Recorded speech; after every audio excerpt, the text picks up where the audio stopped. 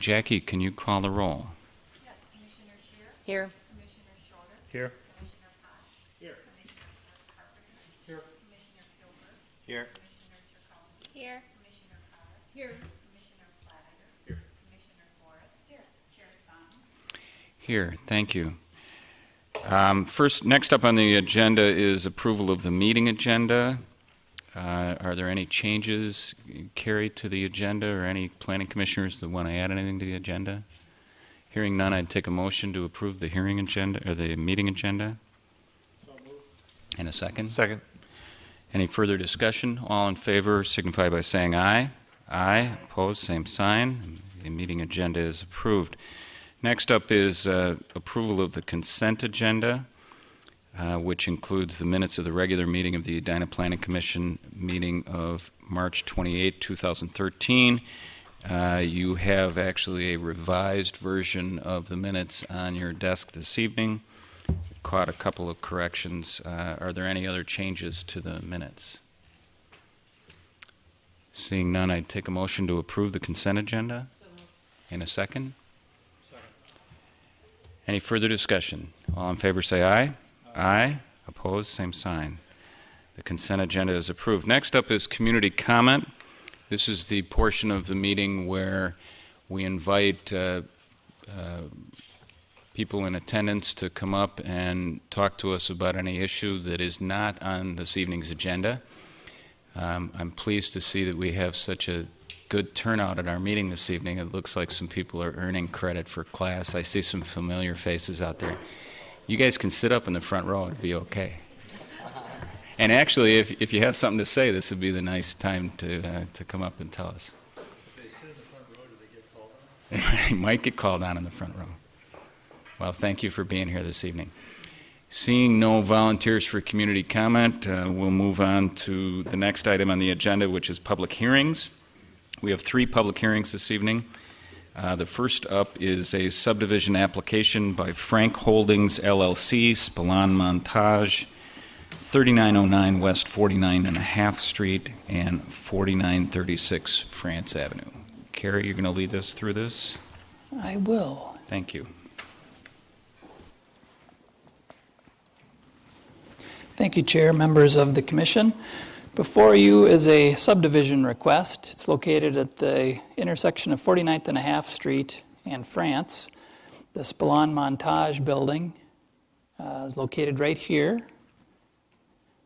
There's an existing home on the corner that's zoned commercial PCD2, same as every other site within the 50th and France district. However, it is used as retail space. This is a look at the Spillane entrance that faces the parking ramp.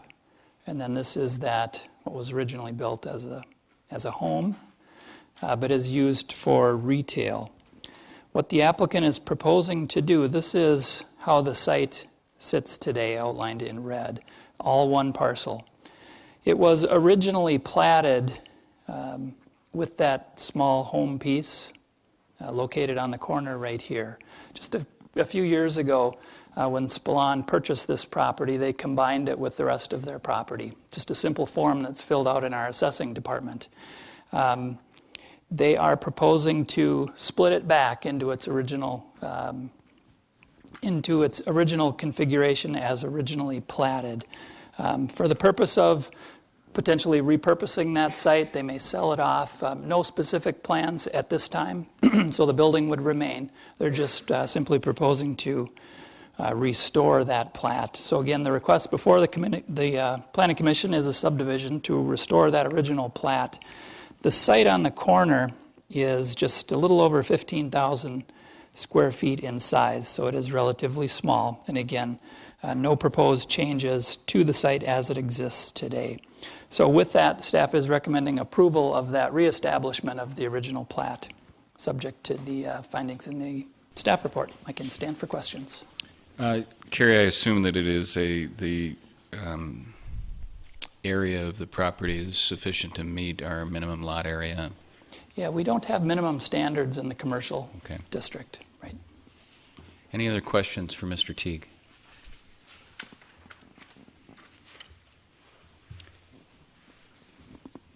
Seeing none, we'll invite, is the applicant present or a representative of the applicant? Not seeing the applicant, we will open the public hearing, and I'll invite members of the public who would like to comment on this item to come forward and share your thoughts. We generally reserve approximately 3 minutes for comments. We ask that you go to one of the side microphones and identify yourself and your address. And if you have any questions, address them please to the commission, and we'll follow up on those later. So anyone from the public who'd like to speak on this issue? Seeing none, I would take a motion to close the public hearing. Any further discussion? All in favor say aye. Aye. Opposed, same sign. Public hearing is closed, and we'll move to the Planning Commission's deliberations, comments, or discussion from the Commission.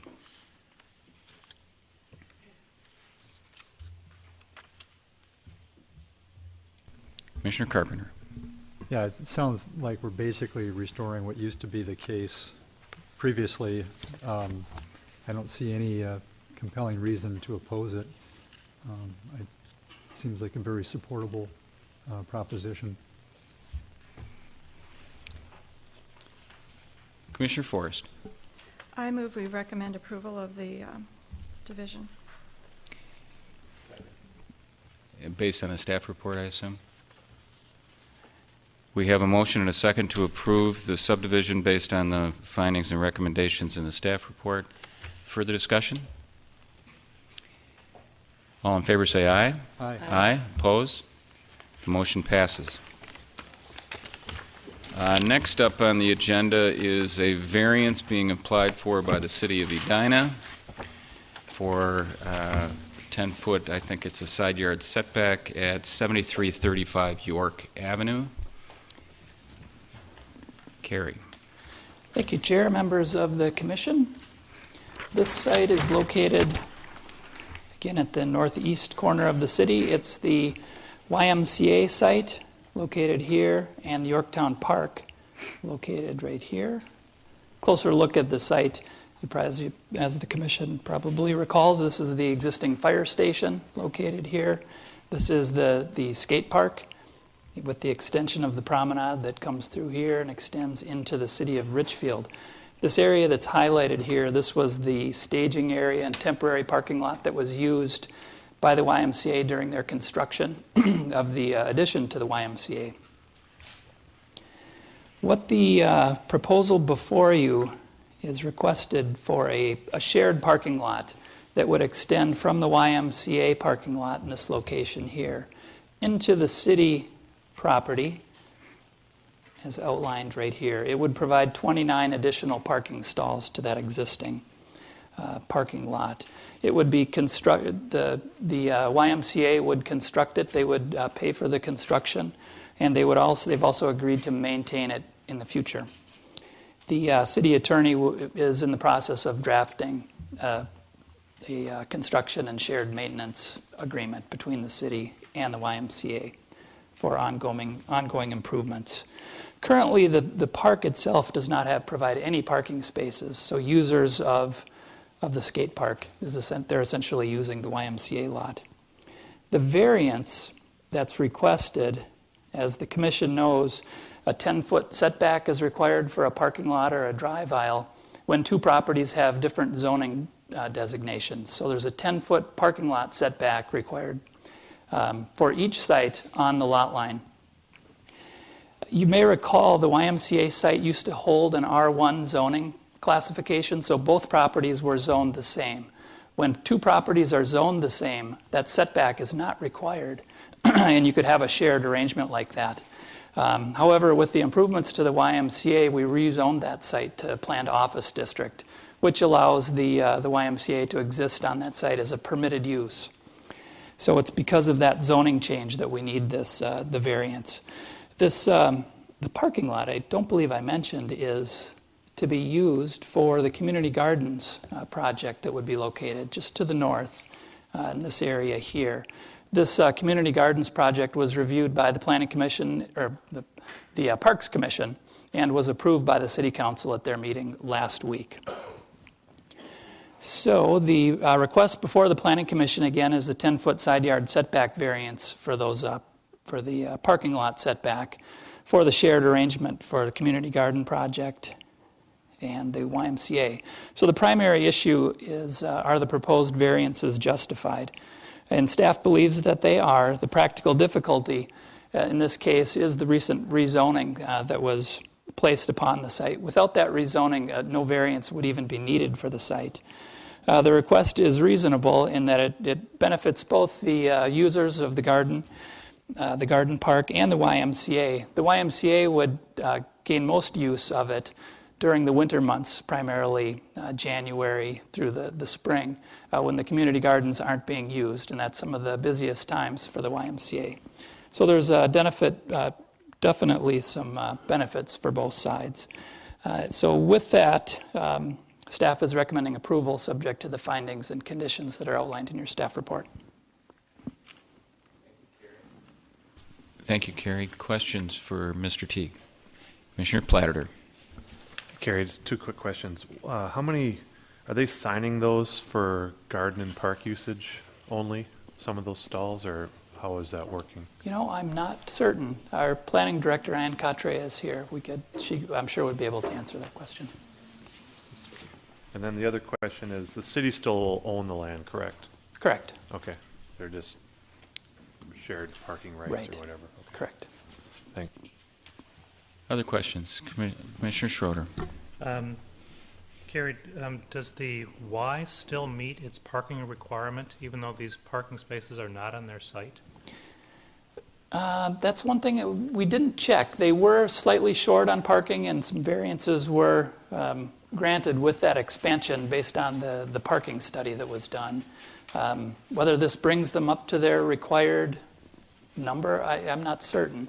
But it also, it suggests that it's a shared use parking. Was there any analysis of kind of offsetting peaks that could demonstrate that it really is a net addition of 29 parking spaces for the benefit of the YMCA? We didn't look at it that way. The primary use is for the users of the garden park, but I'm not sure how the arrangement is to be made between that agreement that the city attorney is working on in terms of how the shared arrangement works. And just based on how the diagram is configured here, it looks like the loss of parking to gain the 29, you said it's a net gain of 29, but it looks like the loss of parking that existed for the Y would be 4 or 5 or 6 parking spaces. And the reason I ask is I know they were tight to begin with. They were. 4 or 5 or 6 might actually put them in a non-conforming position.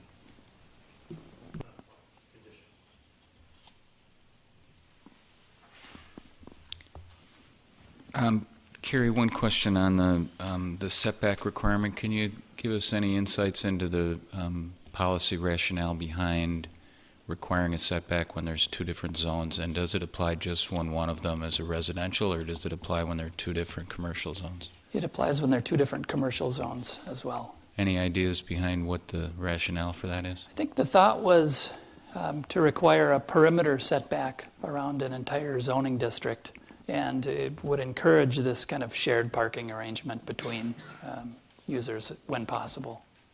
And on the shared parking arrangement, will it also envision continued park use of the YMCA parking spaces? Yeah, again, I might ask Ann to help me Okay. out with some of the ins and outs. Yeah, of these the may be better specifics. questions Yep. for her. Any further questions for Carrie? Commissioner Schroeder. Is there a stormwater management plan that gets attached to this? We're taking green space and we're turning it into parking lot. Has the city engineer reviewed this and suggested it needs stormwater management, or is it accommodated within the Y stormwater management program? Yeah, the city engineer is the one who's diagrammed what you see before you. So they have been in contact with the watershed district, and I'm not certain what they're requiring at this time, but they will need watershed district permit approval. Commissioner Platter. Are there any landscaping enhancements planned here on this lot, or screening, or within the lot, or that Yeah, you know? not that I'm aware of.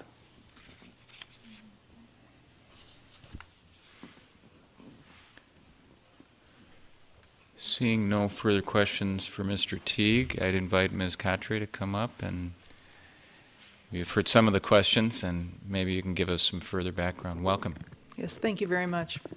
As far as signage in the parking lot, we do intend to have the lot signed as community garden parking preferred during the summer months. But it is definitely a shared use lot. To answer another question that was raised, we do see the use of the lot as being very opposite seasons. The use of the parking lot for park use would happen mainly from April through the end of October.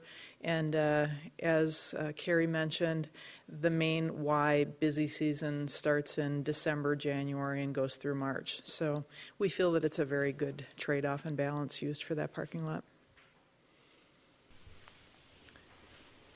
Other questions for Ms. Catre? Commissioner Forrest. What impact do you think the skate park demand for parking might have on this lot?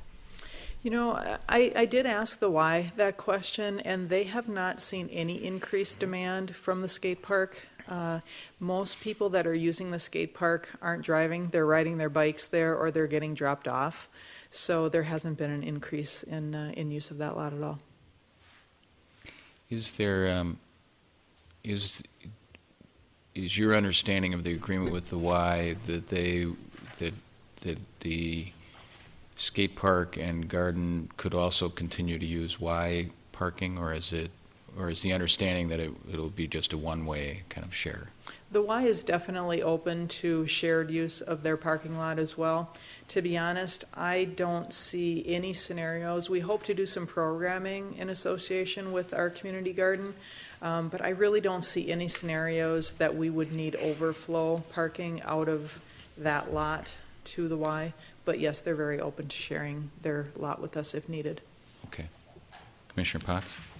I have two questions. One about, it looks like there's some sidewalk paving planned here. Is there any access planned from the bicycle path to the garden, or how does somebody get there? We do have some asphalt work that's going to need to be redone. There is a path there currently, but the parking lot as proposed is going to cut into the west side. So that's going to have to be redone a little bit. And we are finalizing the plans for entrances into the community garden. Right now, the main entrance into the community garden is going to be on the southeast corner, right off of the corner of the parking lot, but we're also going to have a potential entrance into the community garden in the center on the west side. So there could be an entrance there, but we're still working out those details. Sure.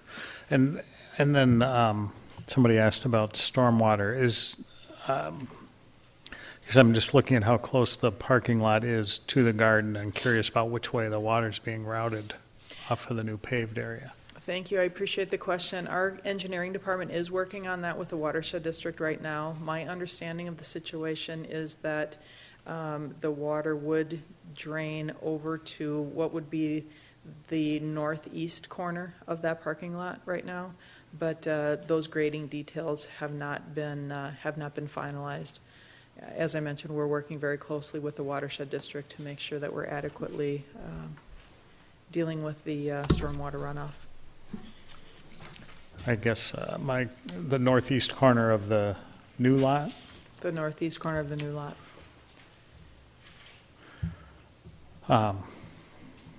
Maybe other commissioners are more familiar with stormwater standards. Just thinking about planted soils right next to a parking lot with water running from the lot toward the garden. If there's a way to slope it another way, seems like. Well, I'm sorry, maybe I wasn't clear. The water, as I'm understanding it at this point, would run more east, and we're hoping to do something on the east side of that lot to help contain the runoff, so it wouldn't run toward the garden. Great, okay. Thank you. Thank you. You're welcome, thank you. Commissioner Platter. At the same time, I was wondering, why can't it run towards the garden? Couldn't it be used as some type of natural watering for the, taking advantage, you're planting a garden you're putting in a parking lot to plant a garden. You know, there's ironies there, of course, but is there a way to repurpose that water versus just running it back into the system to be used into the garden? Well, how can... You know, possibly. I really have great confidence that our engineering department is going to come up with a creative solution with the watershed district. They've been very successful in the past on achieving that. I just haven't been involved in those plans. Okay. Commissioner Schroeder. Are there any structures related to the community garden, any storage sheds or any other things that are kind of accessory to the main activity there? At this point, we are not planning any accessory buildings at the garden. I noticed in reading the minutes of the park board, one of the park board meetings, as well as reading a little bit of coverage of the council meeting, that there was some discussion about the issue of whether to put the parking lot in this area, whether to pave in this area. Can you give us some background on what the discussion was on that from a policy perspective? Yes, absolutely. We had a few different groups that were involved in this discussion. We had a working group that was comprised of 2 park board members and then some other board and commission members and then just general public. And they weighed in and were concerned about adding a permanent parking lot to a pilot community garden program, not knowing if the pilot program was going to be successful or not. So that was their biggest concern. They were also concerned about giving up parkland for a parking lot. And I certainly share that same concern.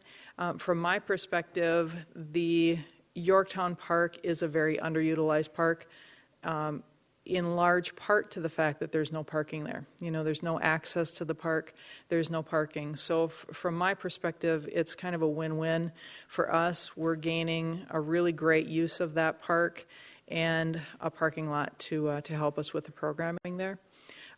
So that was the first working group, and that was their recommendation. And then their recommendation went to the park board. And the park board heard the issue, and they voted 9-1 in favor of the community garden with the parking lot as proposed. And then, as Carrie mentioned last week, it was voted on by the city council, and there it was 4-1 in favor of the parking lot in conjunction with the community garden. And I'd just like to add at this point, our department is very proud. As of this morning, we sold out the community gardens. All 55 plots were rented to Edina residents in 6 days. So it's too late for us. For this year, I'm sorry. Right. Well, maybe if they have no place to park, then. Further questions from Ms. Katre? Commissioner Schroeder. I do have 2 more. How is the parking quantity defined for a community garden use? I'm not sure I would ever find it in our code. You know, quite honestly, it was a conversation between me and the Y to really determine how much land we wanted to allocate in this park. We're proposed to receive a very generous donation from the Y, between $65,000 and $70,000 to build this parking lot for us. So it definitely is to try to meet the needs of both users. It might be a few more spots than we would need on a daily basis for our community garden, but it's a number that the Y felt would help them with their parking shortage during the winter months. Then the second question relates to the nature of this community garden as a pilot project. And you mentioned that all the plots have been rented or sold for the first year, but if it's not successful, does the parking lot go away? You know, I'm fully confident that the community garden will be a successful program. Almost every other community surrounding us has multiple community gardens in their community, and I don't know of any that have gone away. So I feel very confident that it's not something that we're going to lose with our park. And to be honest, if the community garden did go away for whatever reason, then we would look to another purpose for that park that would benefit, the parking lot would benefit. Commissioner Forrest. You said the agreement's in the works. Do you know, is this the agreement between the city and the Y, is that supposed to go on in perpetuity? Because the variance travels with the property. Does this agreement also follow? Thank you, and honestly, that is one of the details that we haven't worked out yet. We're still negotiating between the two, and I'm honestly not sure at this point. Thanks. All right, so I just have a question about the plan, and you may not be able to answer it, but in one of our illustrations where it's showing kind of the division of the community garden, there's a big blue circle and it says water source, and now the parking lot is on top of it. Have you moved it to a different location, or have you thought about it? Or is it part of the parking lot plan to have a water source in the middle of the parking lot? Or? The water source is proposed. The water source is not being, if it's the water source that I'm thinking of, is the one that comes from the fire station over to the middle of the community garden? Or is it in the northeast corner of the parking lot? It's in the northeast corner of the parking lot. That is a temporary on wheels water container that we'll be using to fill, and then we're going to run water spigots off into the garden itself. So it's not a permanent structure. All right, and it'll be able to be somewhere else. Will it be in the parking lot? It will be in the parking lot for the first year, and if the community garden is a successful program, I hope to have a permanent water line installed within the next 2 years. Once pilot is taken out of the program, I'm going to have a permanent water line added. So then that'll be removed entirely. All right, thank you.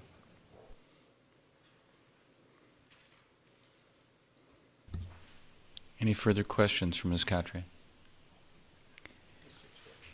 Commissioner Potts.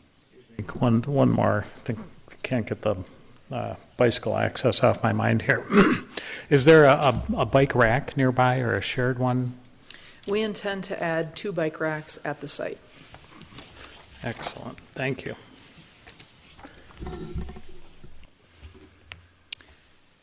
Thank you.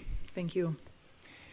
We'll now move. This is also a public hearing. It's a variance, so we'll move to the public hearing portion of the meeting, and again invite members of the public who are interested in commenting on this item to come up and introduce yourself and tell us your name and address, and give us your thoughts.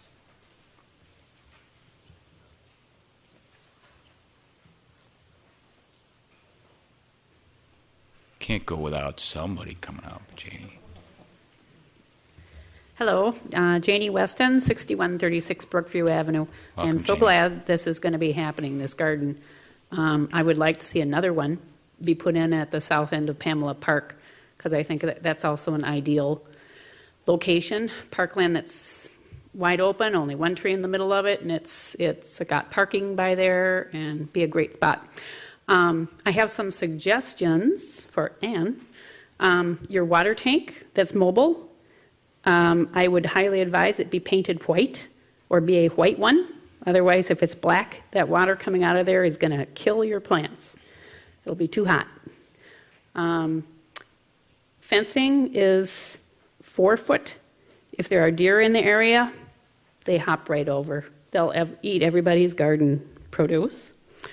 And that's basically it. Just a couple of suggestions of things you may need to think about. Okay? Thanks, Ms. Weston. Other comments? Seeing none, I'd take a motion to close the public hearing. And a second? Any further discussion? All in favor, say aye. Aye. Opposed, same sign. Public hearing is closed, and we'll bring it back to the Planning Commission for deliberation. Thoughts or comments?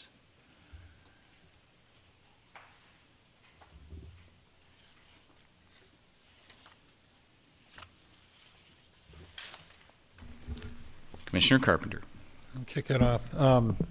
Just listening to the testimony, I didn't participate in it directly during the course of the questioning, but it seems pretty clear that we have a park that has adequate parking available. At least that's the way I'm interpreting the conversations.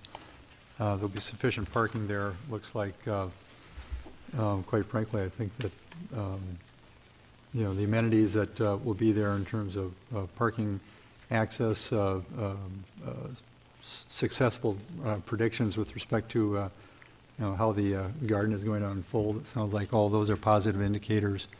I'm in support of this.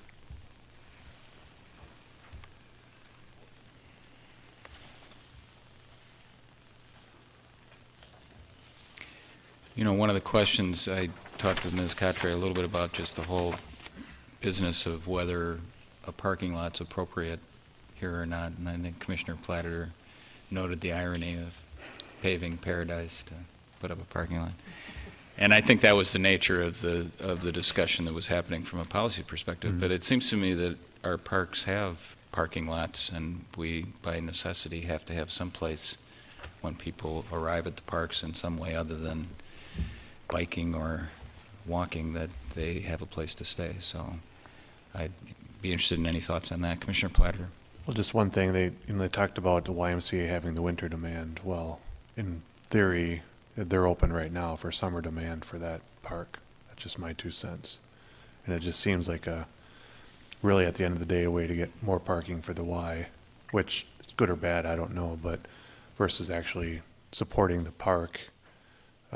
I'm all for the community garden, don't get me wrong, but again, just the ironies of putting in 29 new stalls when we don't, it's a pilot and we don't know really what the demand is. It seems a lot of stalls to me, if truly the YMCA is really in the winter time is when they're the biggest user of that lot and the shared parking. Commissioner Carpenter. I think that's actually the case. I think the Y does see a really significant uptick in terms of utilization over the winter months into the spring. And summer is when most people want to be outside working out as opposed to inside. So I think it probably would play out that way. I think for purposes of our analysis, it goes to the reasonableness of the use. I mean, the proposed use is a parking use, and is it reasonable to have that use here? I think, the other criteria I'm less distressed by. It's this odd situation of having two different zoning districts, which the city kind of created. Other thoughts?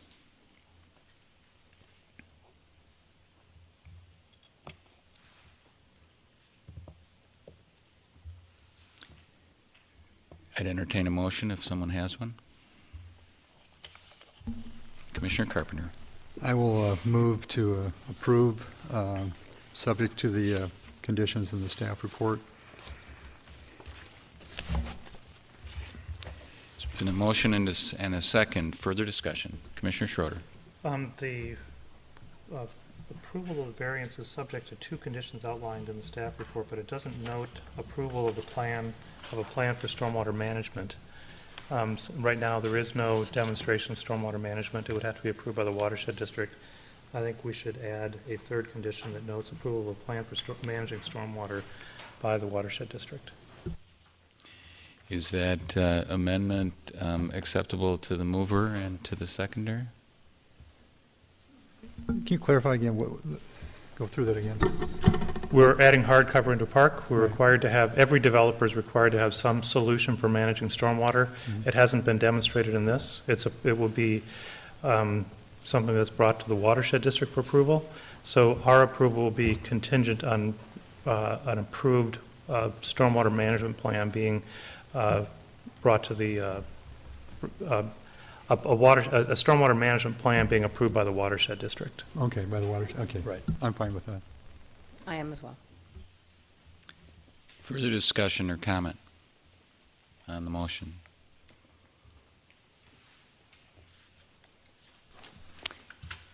Seeing none, I'll call the question. All in favor, say aye.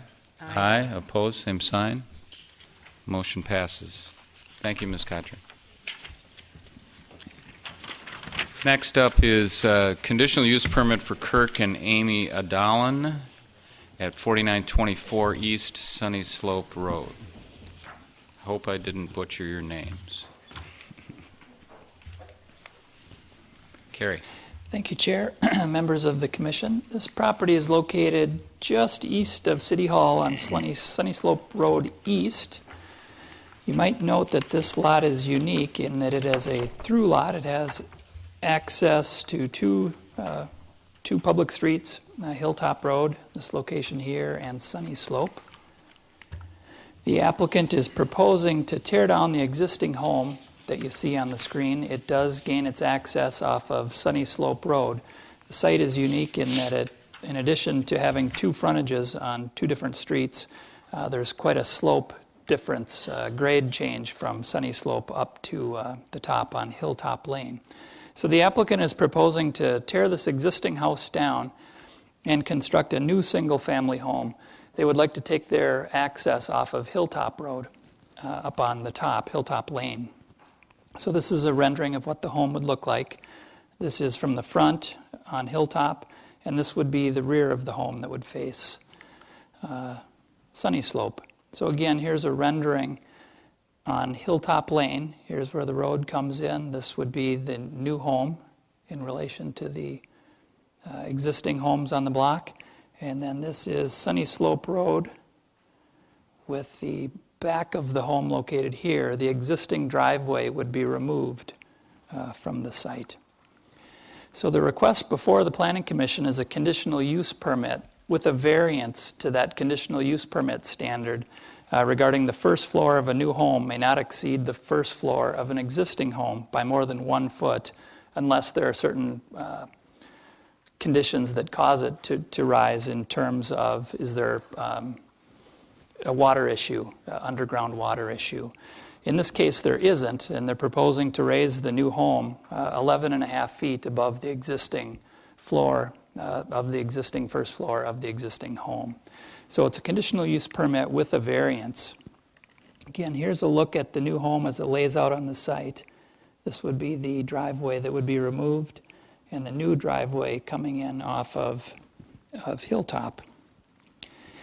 As the Commission recalls, the intent of that 1 foot rule really dealt with homes being replaced and put back on the same footprint facing the same street. We didn't take this through lot into consideration when creating that lot. In fact, we're going to have a few of these coming forward to the Planning Commission in the future in lots that are even much larger than this, multiple acre properties where they're relocating the home on the same site but just in a completely different location. And so we need variances for those as well. So the primary issue for consideration is this proposed new home reasonable for the site. In this case, staff believes that it is reasonable. In looking at some of the variance criteria, the practical difficulty here is the fact that this is a through lot, again having access on two streets, and the existing slopes with that significant grade change from Sunny Slope up to the top at Hilltop Lane. The next criteria deals mainly with how the new home would fit the character of the neighborhood. And we do believe that it does fit the character of this neighborhood, the proposed homes.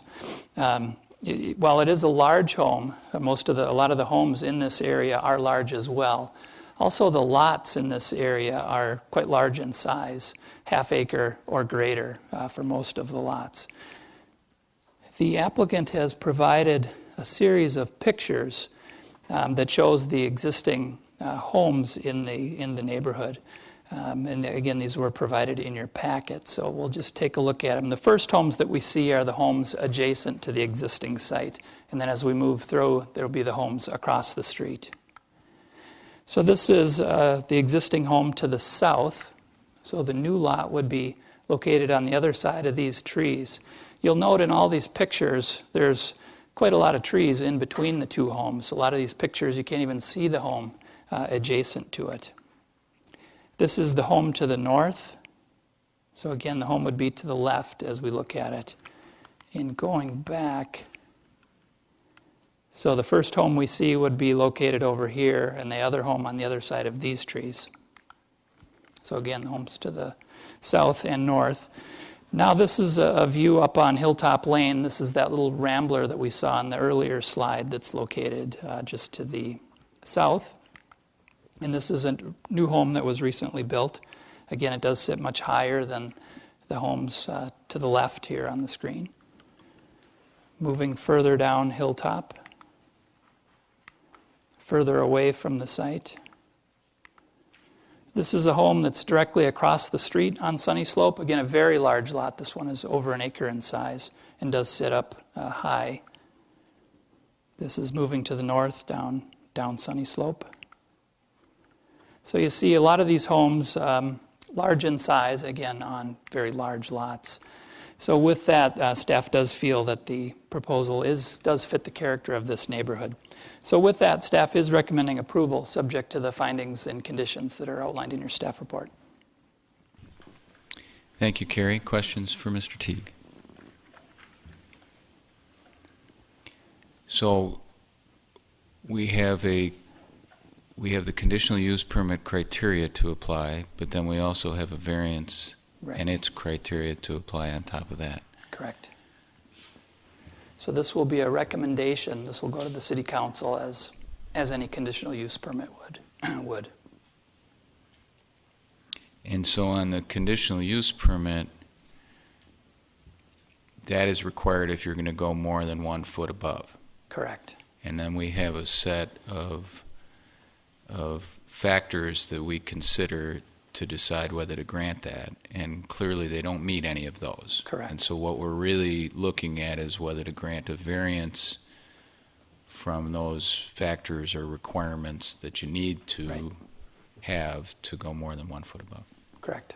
Commissioner Scheer. Carrie, I'm thinking back over my time on the Planning Commission. What perspective can you give us on changing of addresses? I can think of a home on Antrim, a very large project. I can't think of too many others. Do we have any guidelines or any approach that we typically take as a city? Yeah, our building official assigns addresses, and I know it's something that not so much single-family homes requesting address changes, but or commercial properties. But it's not uncommon for a change of address on something like this, where it's, they have frontage on 2 streets. Just a matter of finding a number that fits within the range up there on Hilltop. Under our zoning code, which is the front lot line? Well, does it depend at all on the orientation of the building, or do we measure the shortest side or the longest side, or how do we determine? Essentially, they have 2 front yards here. Okay. So they need to meet the setbacks on both sides. So from a setback perspective, it's going to be the average of Yes. of the ones on either side? And we don't have an issue with yeah, that. Correct. They All right, meet all good. other code requirements. They do meet. All right. Commissioner Forrest, did you have a... Well, I kind of share your confusion, but procedurally, are we granting a variance tonight, or are we just sending a recommendation regarding the conditional use permit to the council?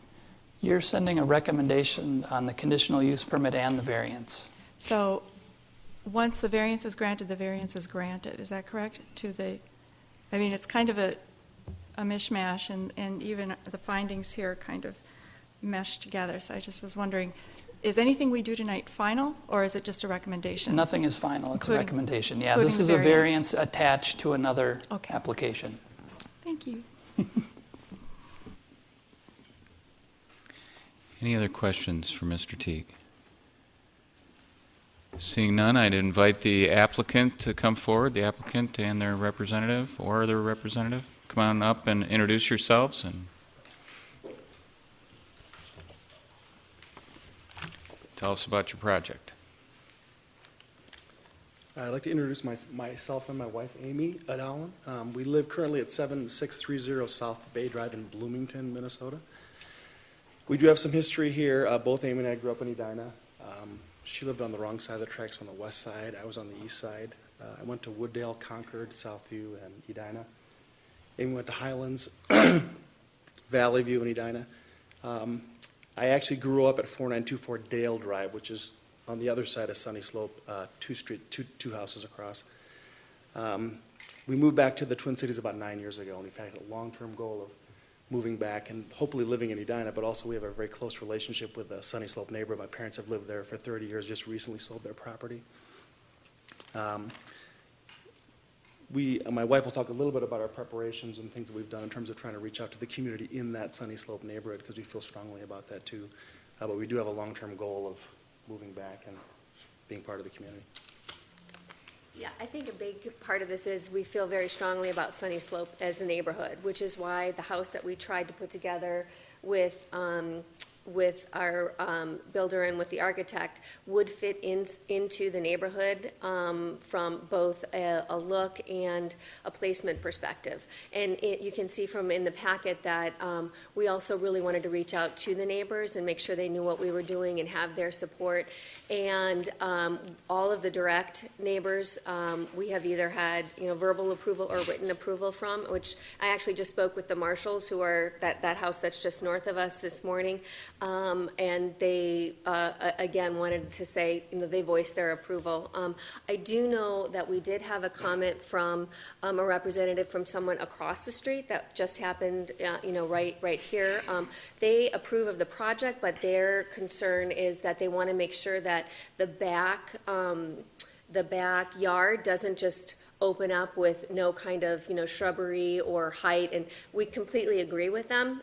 It's not in our renderings, but the plan is to have a berm there and to have a natural either arborvitae or different plantings there that would create some privacy from the street for both our neighbors and ourselves. We've had great support, and I must say one of the most fun things that we've done in this project have been going around to the neighbors, because they've been really supportive and they're really great. But it is important that you understand that we want our family to grow up there. I've known Kirk since I was 14, so I've been coming to 4924 Dale Drive since I was 14, and so we wanted our kids to be able to grow up there, have the kind of community that he had, and also to be a part of Sunny Slope. Thank you. My name is Peter Escookie. I was the architect on their house. I live at 2012 Indian Road West in Minnetonka. And I think Carrie did a good job of summing up the general character of our application. So I'll be here if anyone has any questions. Thank you. Questions? Commissioner Forrest. What is the height of the building from the ground level at the back to the roof peak? To the roof peak? Yeah. I'll measure that.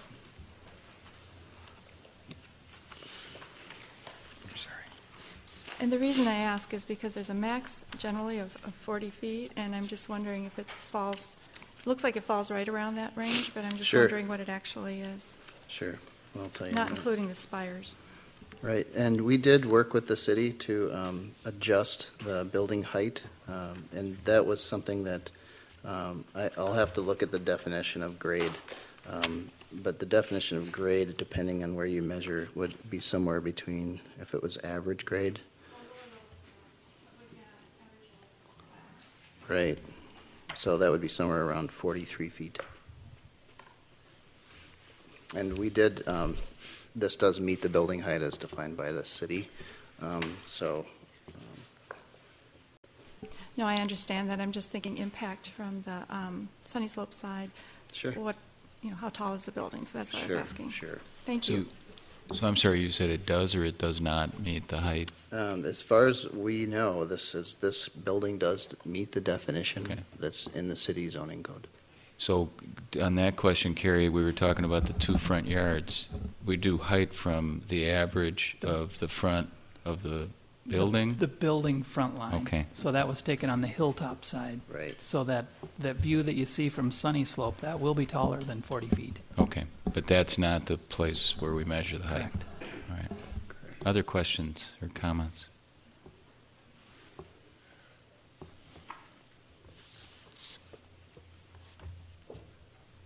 Thank you. There may be more. You may want to stay closer to the front. As the public comment comes in, sometimes there's questions, and then we'd want to follow up with you. So thank you. So at this time, we'll open the public hearing and invite any members of the public who are interested to comment on this application. Just come to one of the side podiums unless you have something to project, and give us your name and address. My name is Scott Massey. I am the representative for Andrew and Heidi Ferris, who live at 4929 East Sunny Slope Road. I would like to begin by saying that at this stage in the process, the Ferrises are supportive of the plan. They live directly to the east or northeast of the current lot, and their concern is the effect that the house would have upon the existing neighborhood. The existing neighborhood from Sunny Slope, everyone has a driveway down to Sunny Slope. So now you're changing one of the houses, and there's not going to be a driveway there. And, it's my job to disagree with some of Carrie's staff. It's just the nature of what I have to do. But Carrie and his staff are excellent. And, but I do disagree with some points, but that's not to interfere with the Ferris' support of this project, subject to us coming to agreement on proper screening between their backyard and the roadway, so that it doesn't really dramatically affect the character of the neighborhood. And we are in conversation right now, and at this point in time, I can say that I'm optimistic that we are going to reach agreement, so we'd like to lend our support to the project at this time. Mr. Massey, you said that there were some parts of the report that you disagreed with. Can you identify those for us? Well,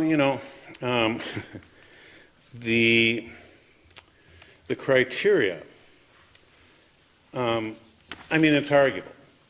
Lawyers read things differently.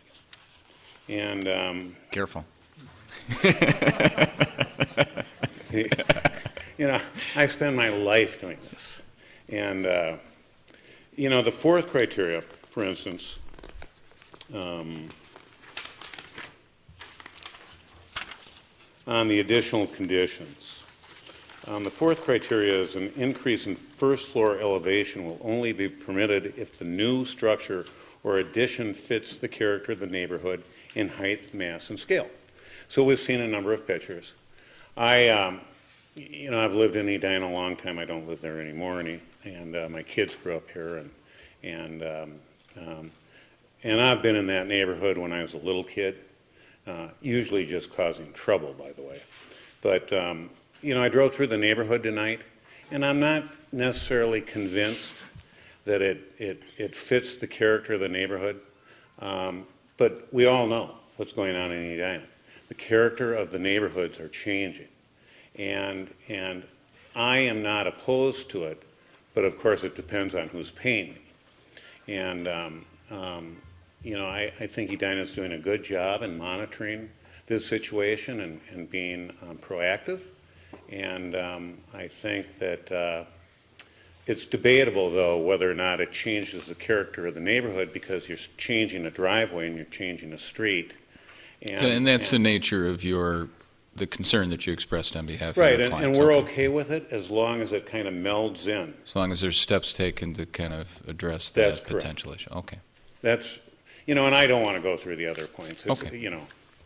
But, so those are my only comments. All right, thank you very much. Thank you. Sure.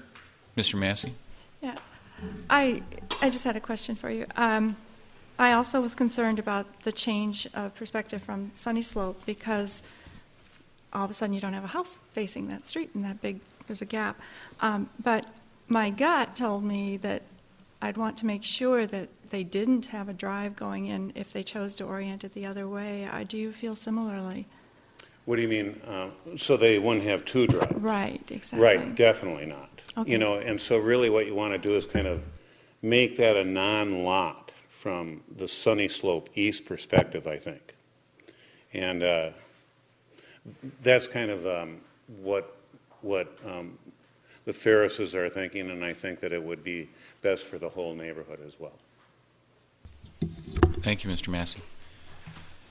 Any other members of the public who'd like to comment? Come on forward. Introduce yourself. Hi, I'm Dave Engler. My address is 4924 East Sunny Slope. I'm the current owner of the proposed project.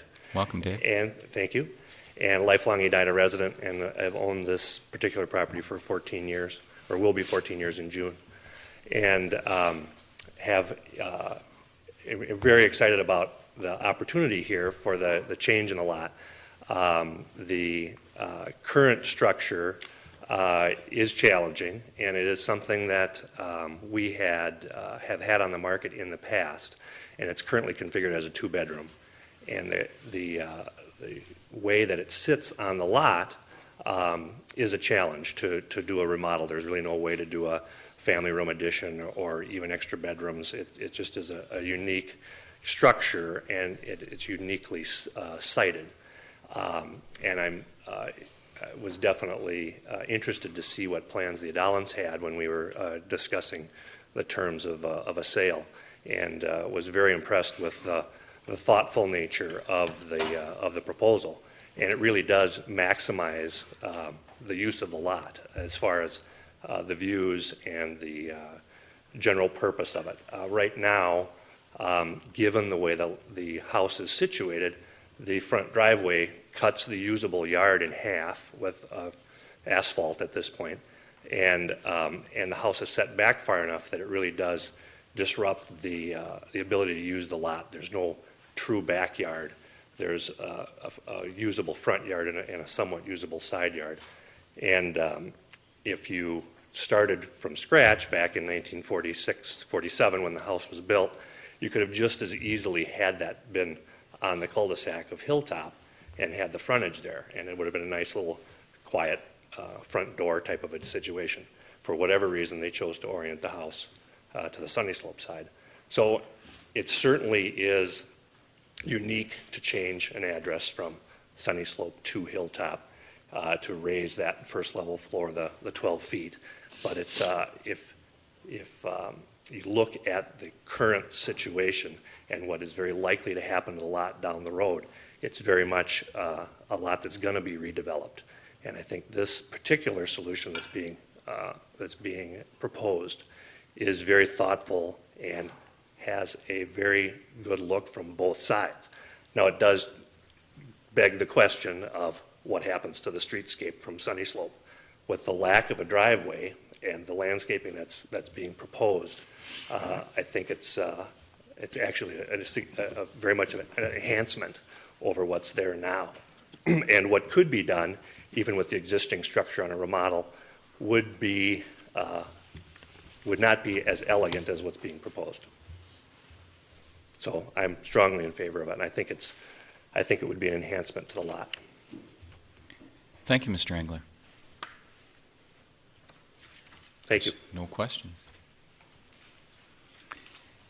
Any other members of the public who'd like to comment? Seeing none, I'd entertain a motion to close the public hearing. And a second. Any further discussion? All in favor, say aye. Aye. Opposed, same sign. Motion passes, and we'll move to deliberations. I guess the one question I just have for the applicants, the one question that came up during the public comment is really this kind of landscaping, and I know, Mrs. Adalan, you referenced that in your comments. Are there specific plans for landscaping at this point? And are they, maybe you can direct them? I'm not the landscape architect, but we did present a site plan at least, and if you take a look at the site plan, if you're interested. If you, Carrie, you want to just put that landscape plan on the screen, or Jordan?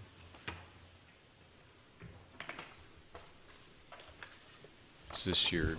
Yeah, that's the one. Yeah. It's a very general landscape plan. He's just going to put it on the projector so that people can see. Oh, sure.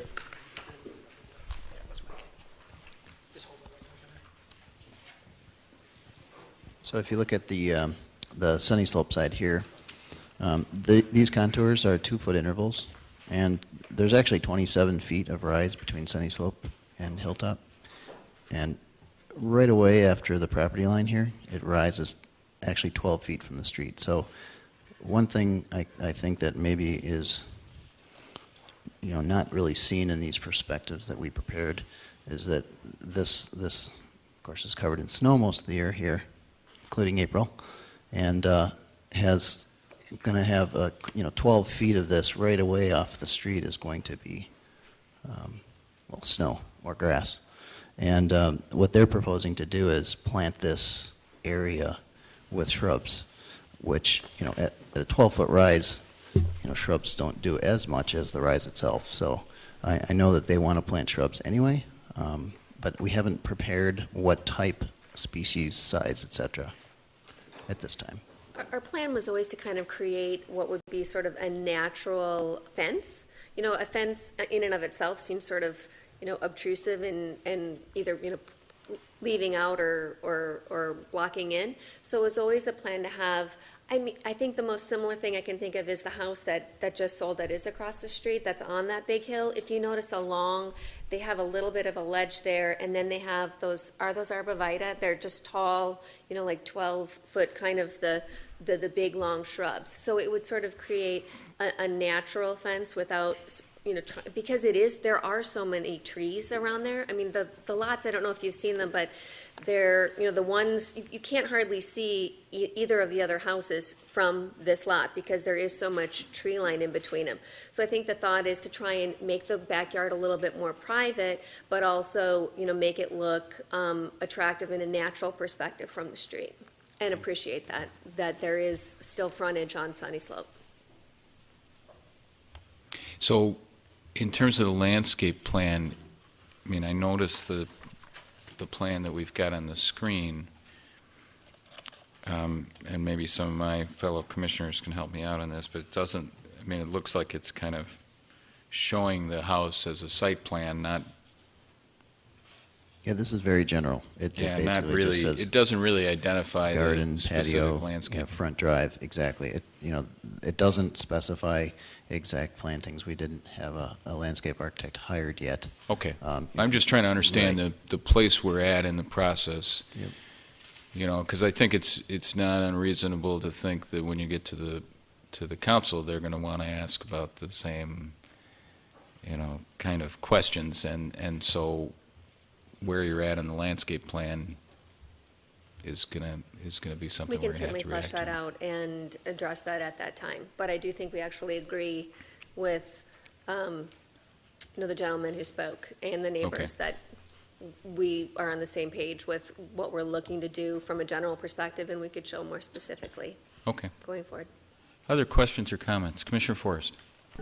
As it relates to the landscape grading and everything, I see a patio indicated on there as well that's quite large. Is that right? Over here, yeah. They're nowhere near the hardcover maximum, so this is well within their allowable. That's why I was kind of wondering if you knew the percentage of... It's only 19%. Okay. Thank you. Commissioner Schroeder. I don't have a question, but I do want to weigh in on the landscape piece. I think about landscape as maybe a little different than the rest. I actually see the landscape as being a combination of landform and some pattern we place on top. And so far, we've talked a little bit about both. But what I think is a central element here is how the landform is being established as a connection between the lot to the kind of south and the lot to the north, and reestablishing that slope that connects the two. And as the architect was suggesting, it is continuing that slope along that edge, which reestablishes what was probably the original slope before anyone graded a driveway to connect into the lot that's being taken away from Sunny Slope Road. So I actually see that as building continuity and complementing the character of the neighborhood, but taking it back to before this lot was ever developed. And I think it's a pattern, it's a function not so much of the pattern that's placed on the landscape, but the topography, the landform itself. I think we also need to go back and think about why we created this rule in the first place. We were seeing homes being elevated extraordinarily above the first floor elevations, and what we were trying to do was to maintain character in the neighborhood. And what we were seeing is people wanting to increase elevations to create 9 or 10 foot basements, or for whatever reason, and one of the conditions that we analyzed, in fact, the primary condition that we were responding to was groundwater conditions.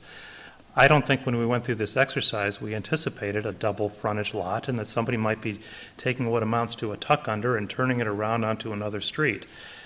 So I think this is just one of those instances where we tried hard to deal with the issues of character, but we didn't understand all of the conditions we might ever face here.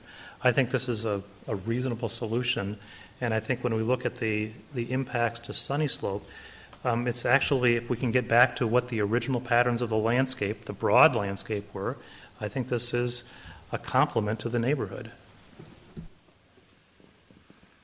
Commissioner Platter. This is an overall comment. I mean, partially to you, Carrie. I've seen these a couple times now where they've come in with an incomplete or non-existent landscaping plan, and a lot of the questions are about that. So I guess I'm asking, when an applicant comes in on future ones, is there a way to flesh that out better? I'm trying to think of the one that was a couple weeks or maybe a month or two ago, but a lot of stuff came about what you're going to see and what's going to be along there. So just a comment for staff to another thing to look at, because this seems to be the bugaboo on this one is about what's landscaping, which doesn't really show anything here. So it's kind of back to that imagine, if you will, and that doesn't really help us sometimes. Certainly, yeah, you're right. And that last one we have, how they were going to screen the driveway, that was a big issue with that one as well. It's not something that we require as part of the conditional use permit package, but maybe we need to add that on these residential ones like that. I think what you can do for this evening is add a condition. I think I've heard a couple of things here prior to City Council is prohibiting a driveway access off Sunny Slope, and then requiring them to submit a landscape plan that's going to show what that looks like prior to review by the City Council. So you have a lot of renderings. Sorry, I would also recommend Sure. a rendering showing, looking up as well from Sunny Slope. Just on the rendering of the house you have there too. With the landscape. With the landscaping, you mean? Right, yeah. The berm and everything. In the snow, yeah. In the snow. So I think aside from the kind of screening landscaping on the Sunny Slope side, the real kind of question for us is whether this double frontage lot exception, I think I agree with Commissioner Schroeder's comments about how this wasn't something we were contemplating when we crafted this solution. But at the same time, we should think through whether we're comfortable that, you can make a dramatic increase in height if if you've got a double frontage and you've got big topography on the site. It is kind of a natural, factual situation that supports a variance when you have topography and you have an unusual situation of two frontage. So, any thoughts from the commission members on that? Commissioner Carr.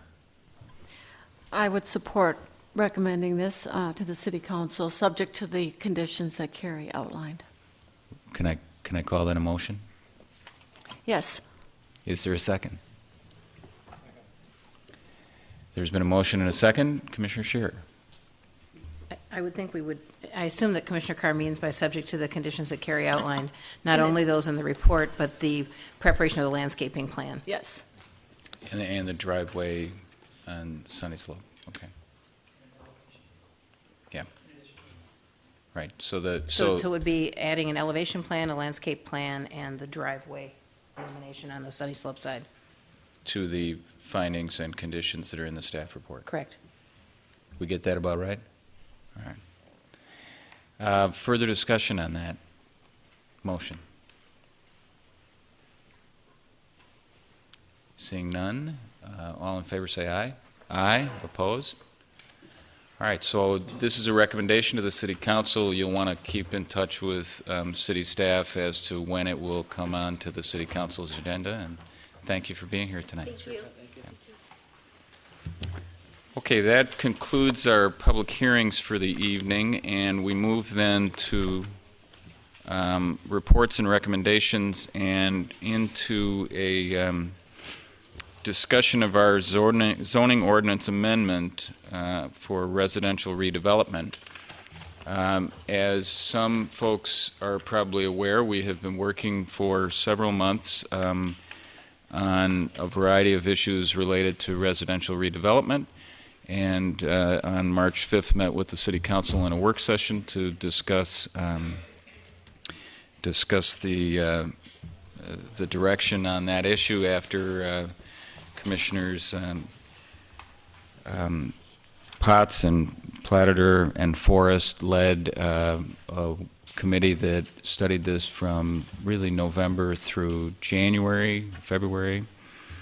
And what we have decided on from a process perspective is that we're going to try and start tackling some consideration of ordinance amendments. And at our last meeting, we completed a list of items, and the discussion for this meeting is to go through that list and try to give staff some direction as to what we would like them to pursue in terms of ordinance changes, so that at our next meeting we could have, it's either the next meeting or it might be the May meeting. I think the next meeting. In the next meeting we'd come back with some language for the commission to consider, make some tweaks to that, and then hopefully in May we would have a public hearing on this. So, with that, I'd like to go through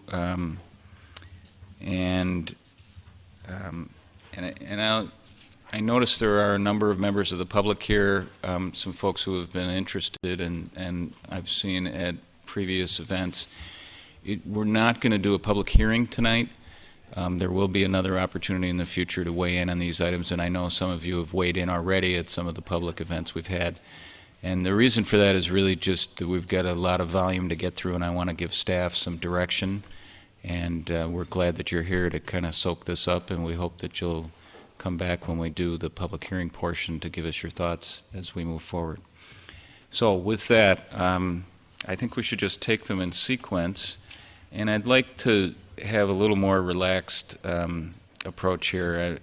Let's not worry about formalities and calling on. I'd like this to be more of a work session type atmosphere here, and I'd encourage members to just jump in as you see fit as to directions you think we ought to be moving on each of these. And let's start with the first one, side yard setback on lots less than 75 feet in width.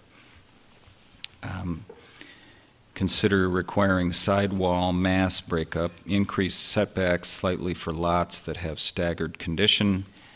And staff has identified a couple of options here, one of which is to start with a 5 to 7 foot setback for 50-foot lots and increase it proportionally every 5 feet up to 10 to 12 feet for 75-foot lots, with a minimum of 5 feet on one side for the 50-foot lots and 10 feet for the 75-foot lots. And then a second option would be, along with that, to eliminate the current requirement we have that second floors step back as they go up past 15 feet, given that we're going to be creating more of a setback. So, thoughts from the Commission? Jump right in. Elbows flying, huh? This one, to me, is a little bit more complicated, and I'm kind of want to not spend a lot of time on it personally until we get a little bit more input.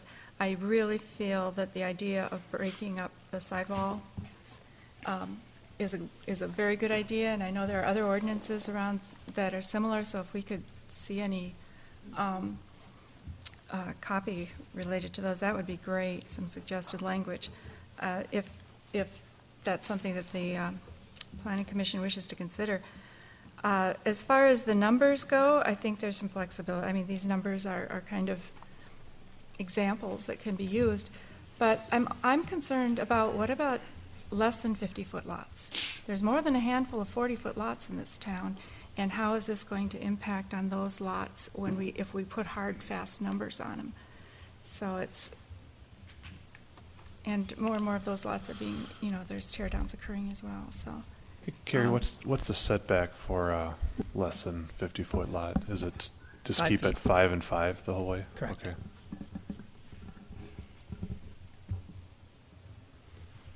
want to say the same thing too on the side yard mass breakup. I would, when we look at that, my 2 cents is that you wouldn't want to have it too prescriptive either. In other words, you wouldn't say every, 10 feet. I mean, that could be open to interpretation, so it wouldn't just be a very strict pieces along there. So when you're saying side yard setback breakup, are you saying that you want it to fenestrate back and forth so it's not a solid wall, or are you? I'm sorry, breakup could be a lot of things on that wall. It could be a indentation, or it could be a change in material, or it could be a lot of other things on that.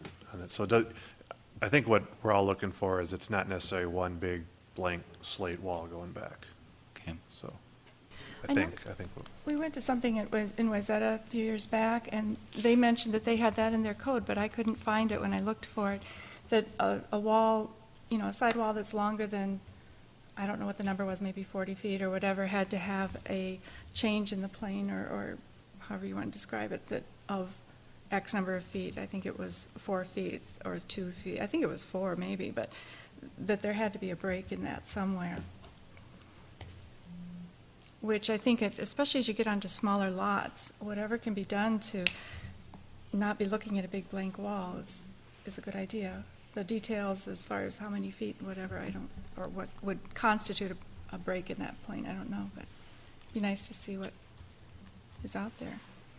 There's been some discussion throughout this about, right now we have, 5 feet on either side?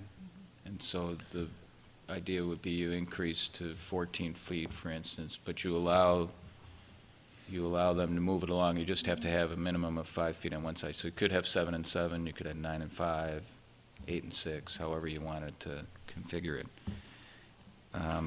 Some of that has happened because we have, there's a natural setback where you have garages in the rear because the driveway needs to get there, and so that tends to create that setback right there. And so when the garage goes in front, that kind of goes away and the house expands closer to the lot.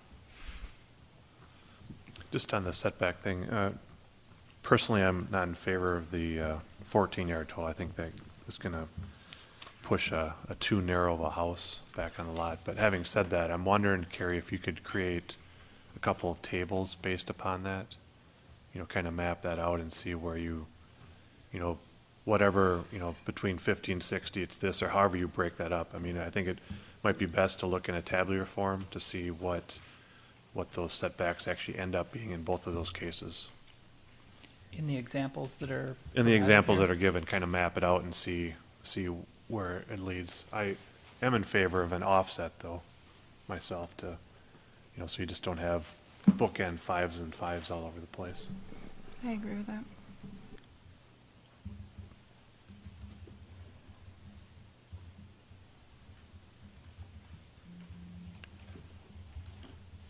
Well, certainly, I mean, we have a total of 20 feet of side yard setback on a 75-foot lot, right, Carrie? Correct, yep.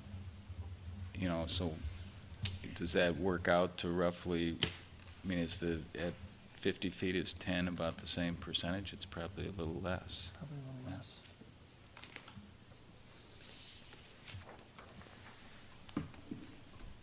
Yeah, it looks like 20 feet on a 75-foot lot is about 27%, and 10 feet on a 50 lot would be just 20%. So to me, that kind of justifies a little bit more requirement of setback on the 50-foot lots. Yeah, like I said, I like kind of the offset language as well on that. Okay. I think St. Louis Park has, I think a 5 and a 7 or something like that. Right. How do people feel about the second floor step back? At one point there was some discussion about second floor step back in exchange for bringing down the ultimate roof height. This is kind of a variation on that theme, although what do we have for in an R1 on a 50-foot lot? What's the 35 what's the feet. height? Is it 35? It's 35. Yeah. Not to the ridge, but to the midpoint of the tallest gable. That'd be to the top, 35 feet. 35 feet to the ridge, Carrie? Yes, it's Okay. 30 to the midpoint. Oh, okay. And, yeah, measuring from the front, right. So, right. I would also say on there, do we eliminate that midpoint calculation? Because that could, I think that ends up skewing to be more in A-frame homes. But could it be the reverse if you eliminate it? Now you're What, looking for mansard roofs or, I mean, it could really, if somebody wanted to abuse that, then you got. Well, I would also suggest the maximum goes to 30 feet, so it pseudo compromise. I mean, so you eliminate having the side yard setback, for 2 stories, so there's kind of your compromise, but overall you lower the overall height of the building.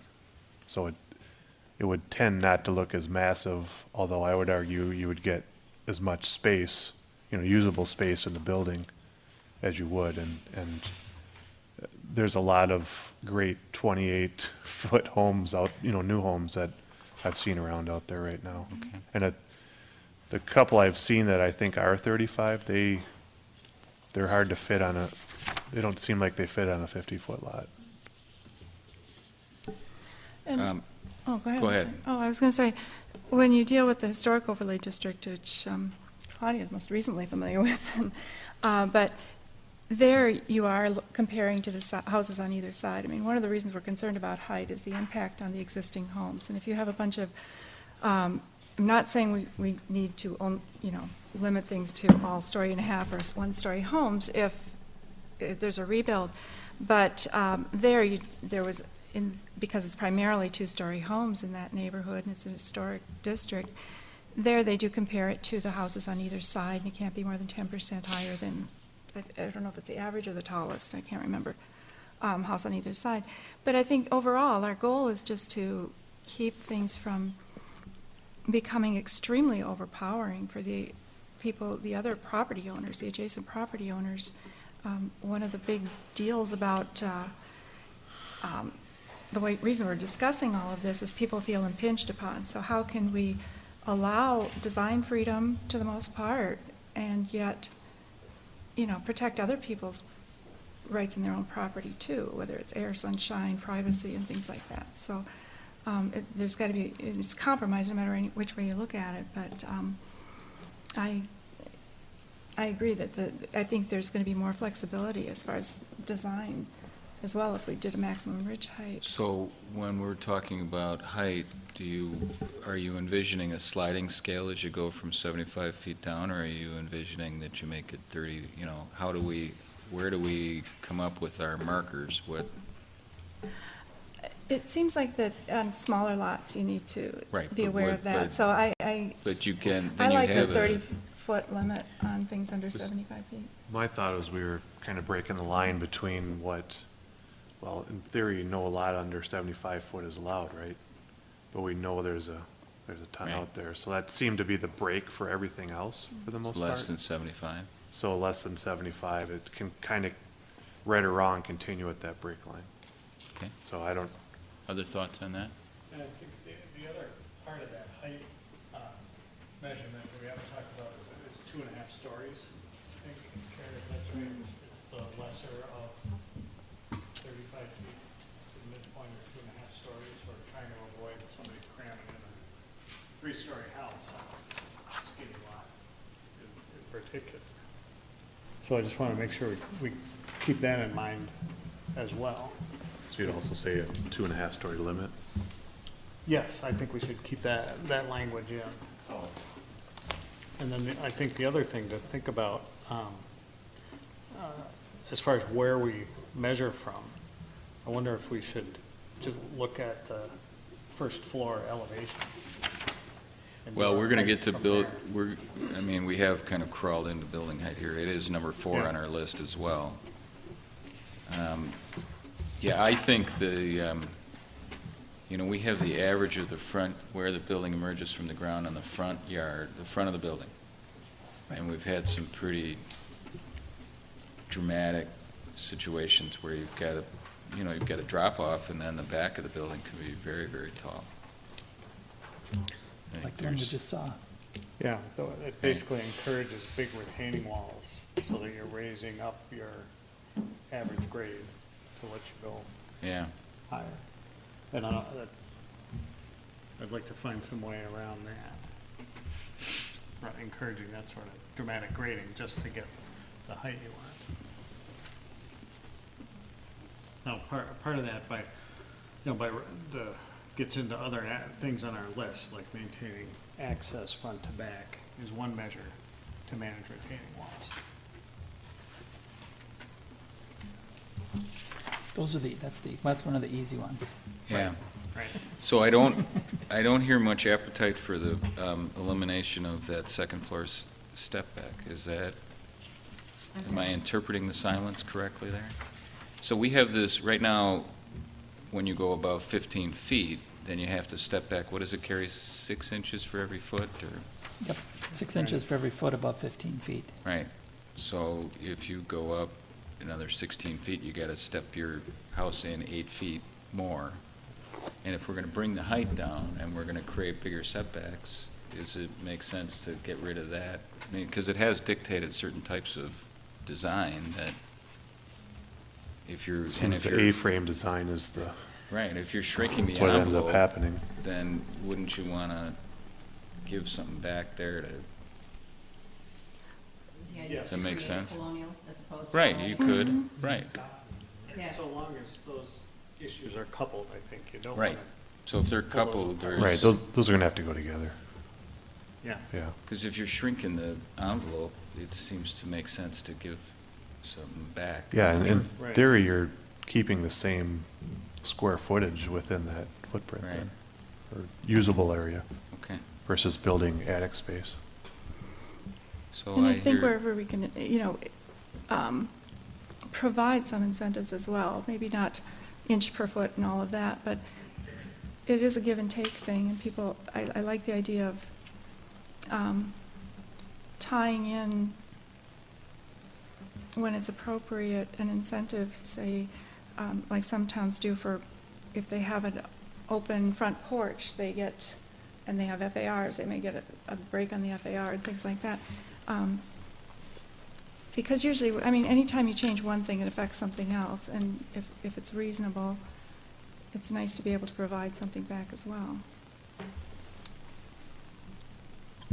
I don't know whether we have the capability of doing this, but it would be nice to see some architectural renderings in 3 dimensions of how these proposed regulations might look on a property that's 50 foot and 75 foot, so that, again, if you go to public hearings on this, you could demonstrate what the variations might be, how homes would look size-wise, because I think it's a proportion issue. Yeah. For the size of the lot. And just talking about the numbers is one thing, but I think seeing them visually would be good. I think that's an excellent idea. I would compare that to what exists today, too, so you have an Yeah. existing and proposed, right?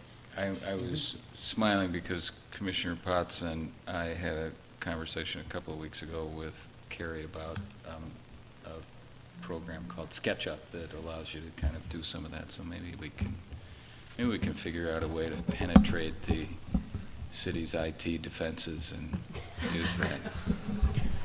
We could give that a shot too, and I recall when we went through this back in 2007, 2008. Did some of that. And made some of those changes. We did hire the collaborative design group, I think, and they created those renderings of Okay. what the Kind of an code changes envelope. we were proposing, what that meant. And so they Okay. did give us those 3D. If we can't create it in-house, maybe we go that route too. Okay. And again, I think that'll be good, because then we can kind of brainstorm and say, okay, what if you did it this way? What if somebody wanted to do this type of house? You know, how can you change the different house looks, but still be within the guidelines? Right. Within the ordinance, and see how that actually turns out. Yeah. Does it make Yeah. sense?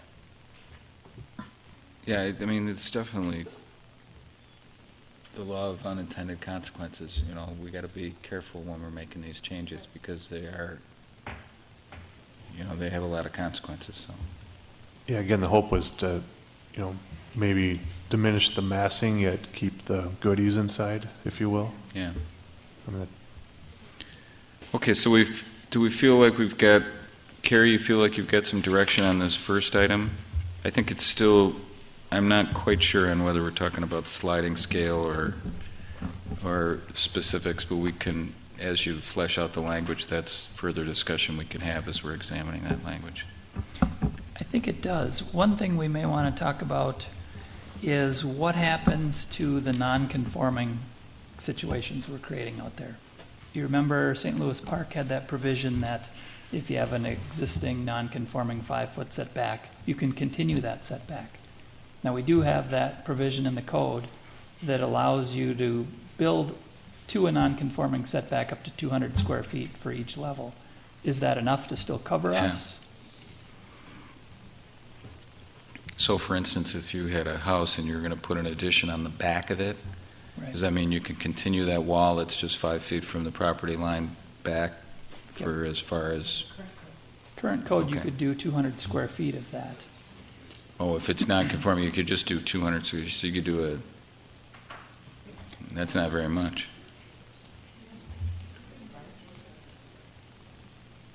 Well, that also lets you tear down a house, leaving the foundation and basement that would be non-conforming, right? And build a... If you tear down that much, you're starting over. You've got to meet all the setbacks. Then you're not grandfathered. Right. Unless you were to replace it.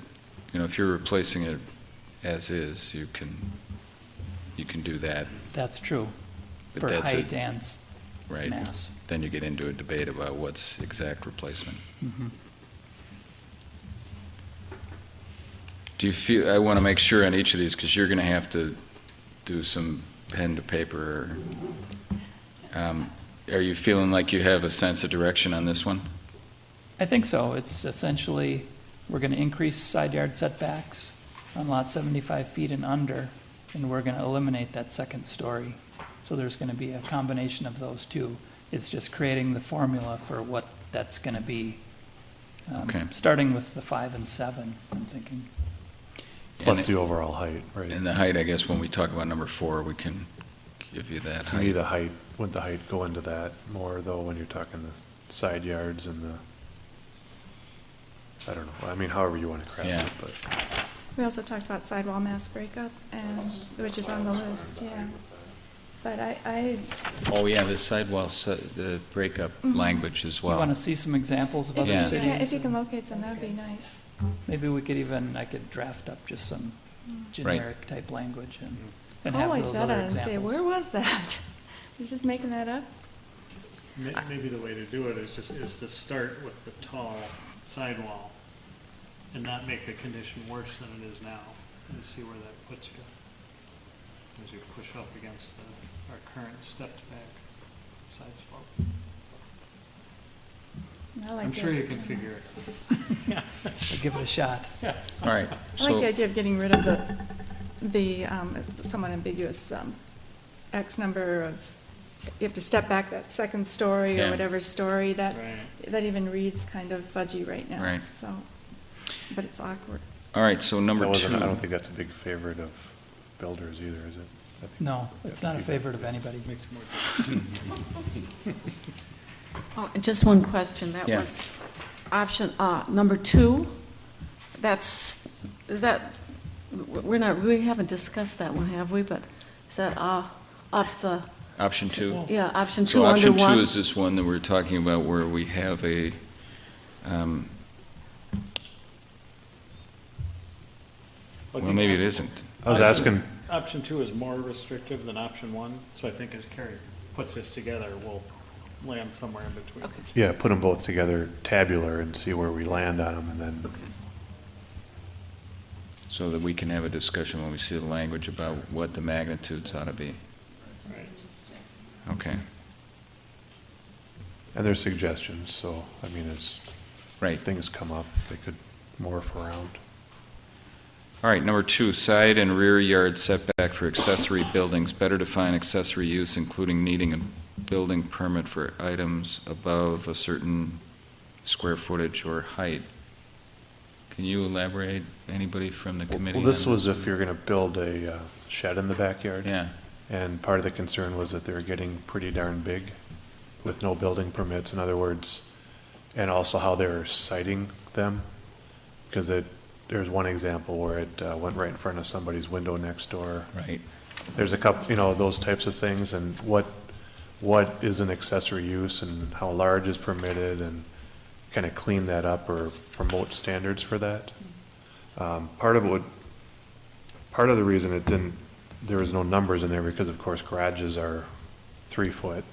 So how do you I think you'd have you have a lot of non-conforming conditions if you change that, but particularly with garages. So I don't know if the setback changes necessarily, but some more rules and regs around the size of these and like I said, the locations.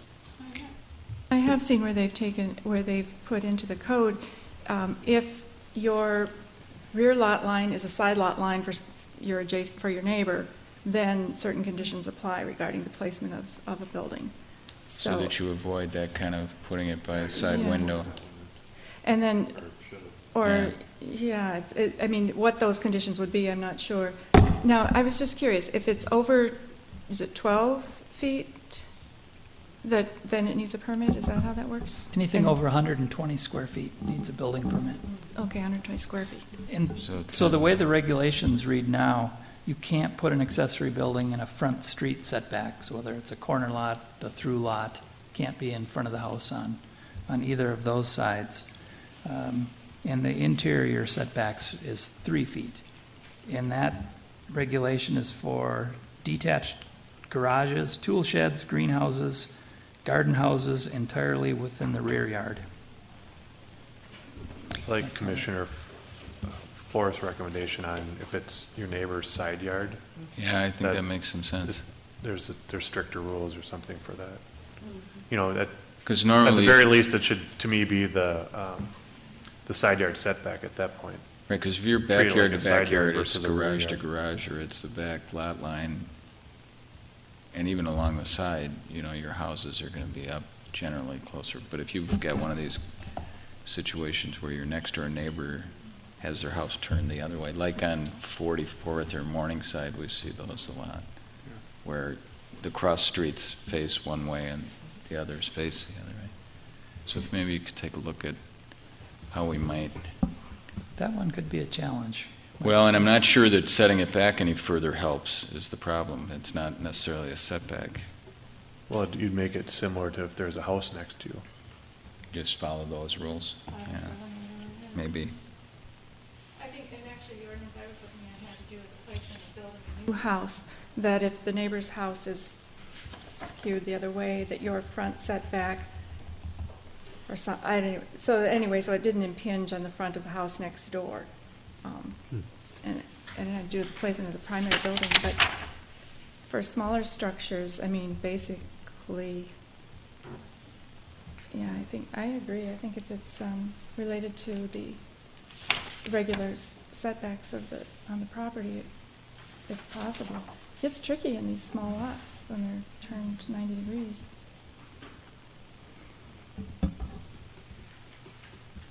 I'm not sure I'm clear as to how you want that framed.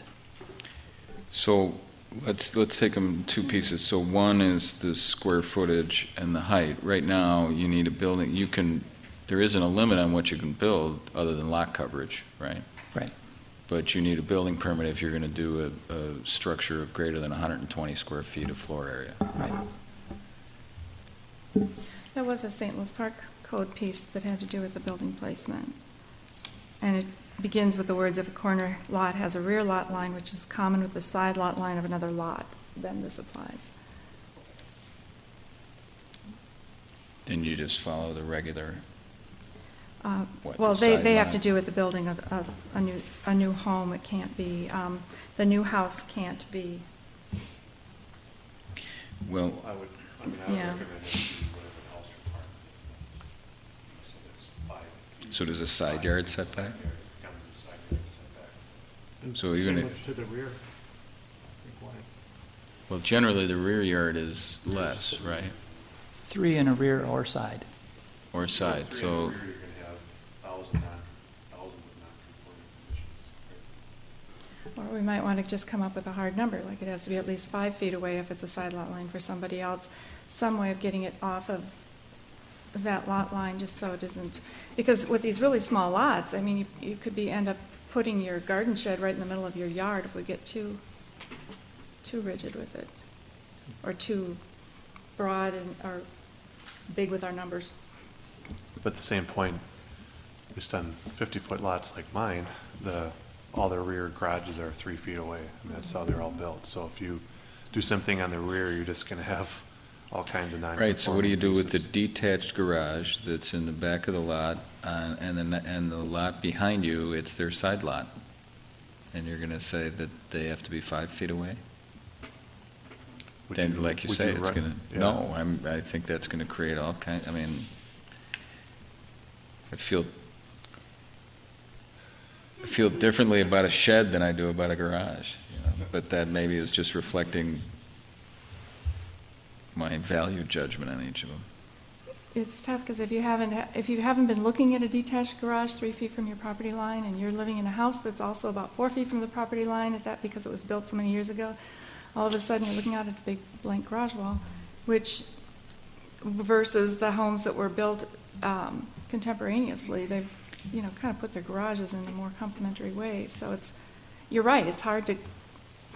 But if you get a rear detached garage, you'd want to have some. I mean, I don't think there's a lot of them that are getting built these days, but No, but there's a whole bunch out there if someone were to, Right. more want to redo it, or I know Right. a lot of people that tear them down, build bigger, whatever, and, well, bigger cars and bigger boats.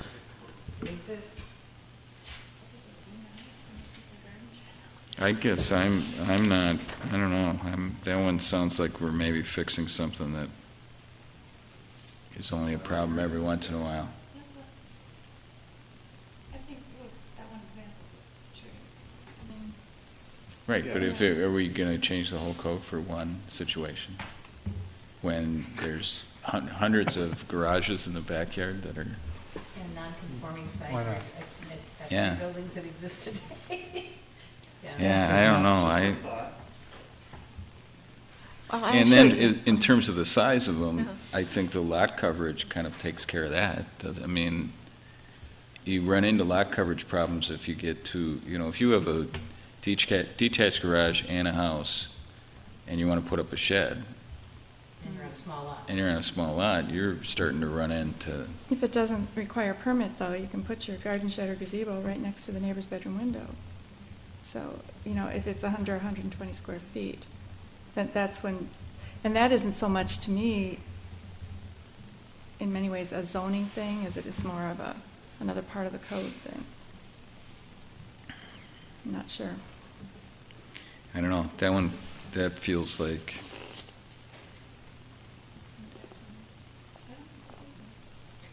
Do we have any examples of other communities that we thought did a good job with this, in terms of how they codified it? From your research? I didn't find a lot of detail, although Okay. I'll freely admit I wasn't looking. No, I just thought it might be helpful if we could Yeah, look at one that we thought was a I don't real, a great example. Carrie, have you I haven't. I run across this issue? haven't come across a city where that's a big issue. It's usually just a standard setback.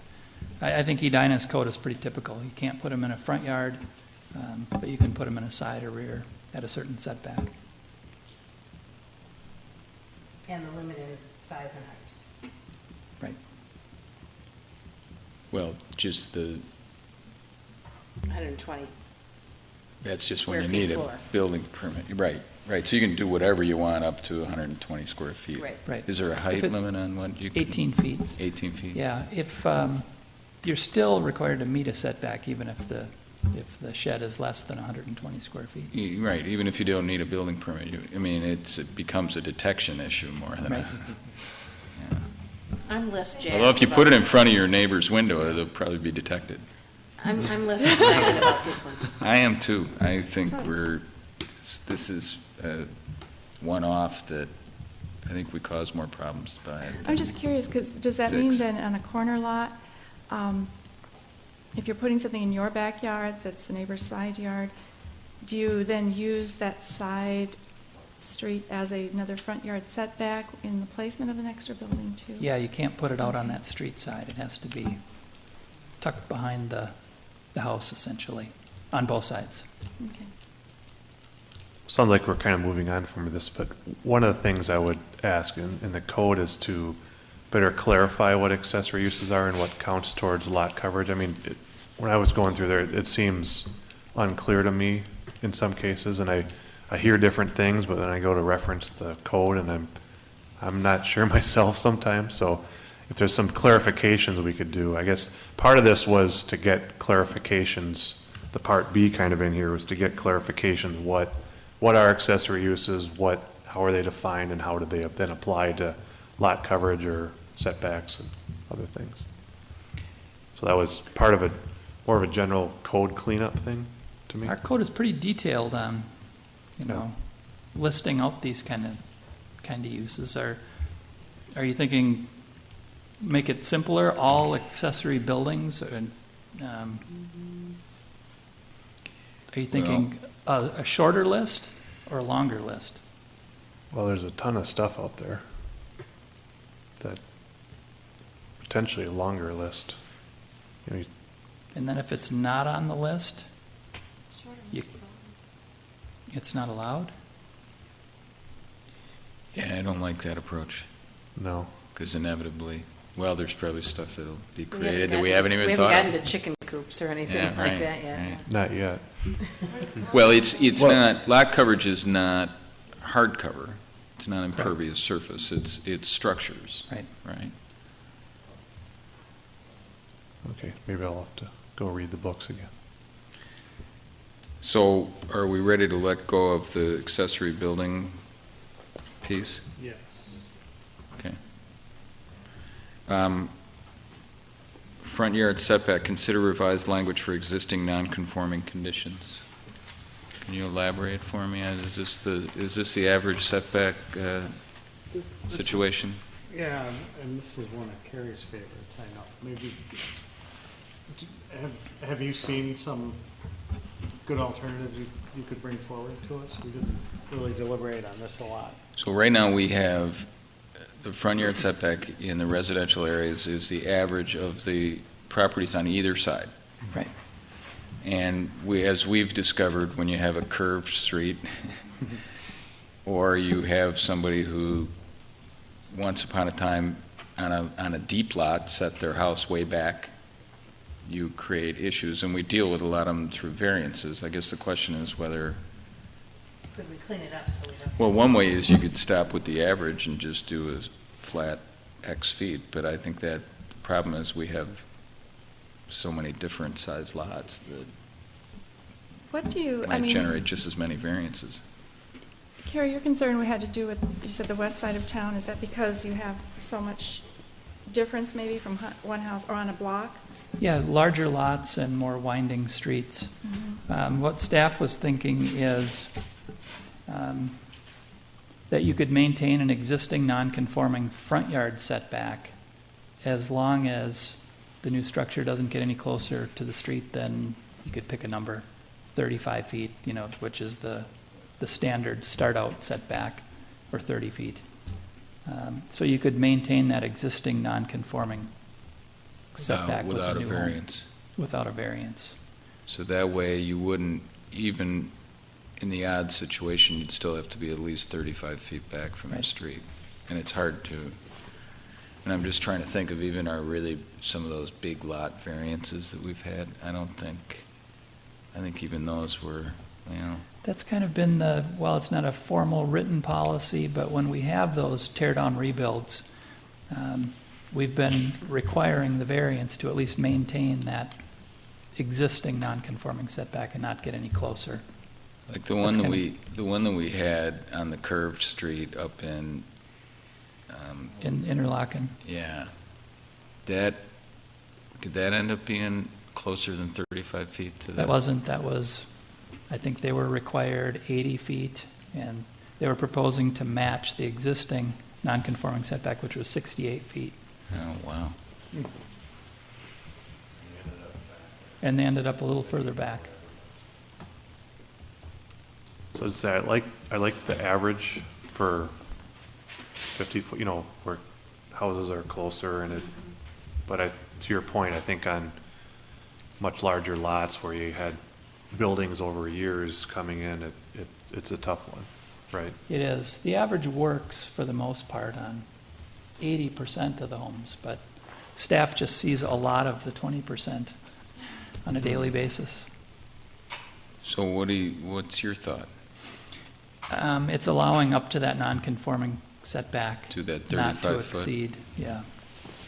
Or not to get closer. So than. you can be where you are, if you've got a nonconformity, you're encroaching on the front yard setback now, and you want to build a new house, you can keep that, so long as it's at least 35 feet from the front.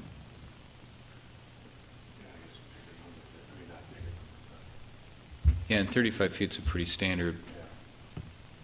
And I suppose on the really big lots, if they're way back, 35 feet doesn't work on those. except that they're probably not going to be, they're not going to even want to be that close. Yeah, if they're set back like the one in Interlochen. Yeah. Or the one that we If- just saw in Rolling Green not too long ago.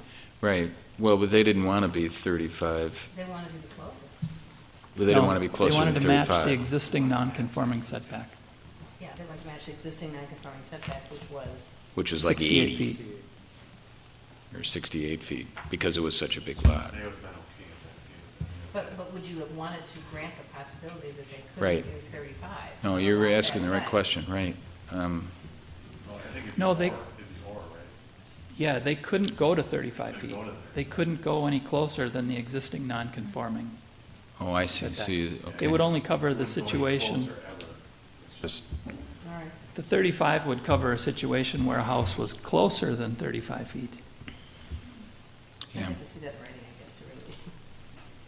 Yeah, we can draft up some language. Let's for the try next- that then. Take a look. Yeah. And one of the issues on that one was the proximity of the house next door, even though it was much greater than would be on smaller lots. I can see if you had something where you're adding another story and a half to a house, and it's very close to the next door, and then you change the setback so that it can move, cover up some of the front lot. I like the way you put it there, though. I'm just trying to think of situations where it wouldn't apply, kind of like you said, if it wasn't broke, or don't make it Right. worse. Right, Mm-hmm. right. First No, thing, when- do no harm. don't make it worse. All right, well, let's try that, and then we can kind of see how we feel about the consequences. So And that then, would be that would be tied to the size of the lot, probably? Do you think? no, because it's not, it's Okay. front yard setback, non-conforming. Okay. I mean, I guess Carrie, my understanding of what you were proposing is that's any size lot. Yes. Yeah. So it's going to depend both where your existing building is, Mhm. and then the 35 feet, that's going to be, it's going to, How does this hit, though, if you're talking about, I'm just trying to imagine the possible exceptions. Like, if you're on a street with narrow lots, say 50 to 75 feet, and they tend to be deep lots, so the houses are all set back 50 feet from the front, and somebody wants to build a bigger house on that narrow lot, so they wanted to edge it out toward the front, or the design is such that it works better that way, is that a scenario that's a possibility? I'm just, Well, right now Imagine it's subject to it the now. averages. mhm. So right now it would need to be a variance. so like that one that we had on Morningside, they wanted to put the porch all the way across the front. They'd still need a variance, because they're within 35 feet, and they're trying to go beyond where the existing. I'm just kind of thinking, would there be times when maybe this would be too restrictive? If we went to this new way.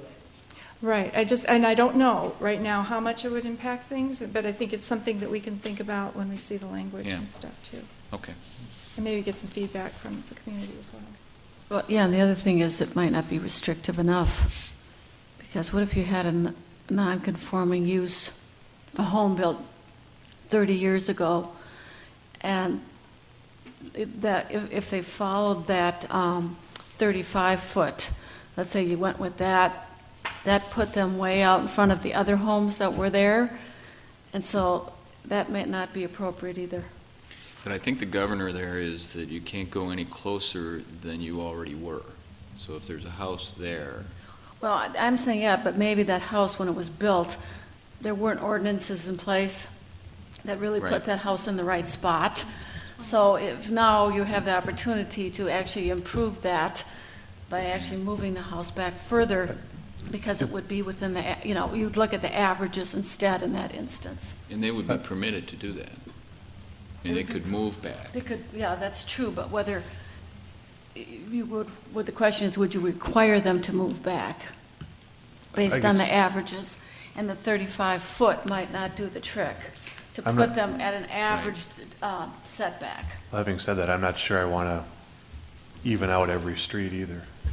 I mean, which that would do, and I'm not on board with evening out the streets just because, to Well, that's aesthetically. true, yeah, So that's my 2 cents on that. Which is what the average is designed to do. it is. That's Right, why- but it does, this notion of. I agree with having that, but I a mean, the sense that you're saying is if you have something a long ways apart, Right. Yes, I that's what I'm wouldn't getting want at, to yeah. push that it's, Yeah.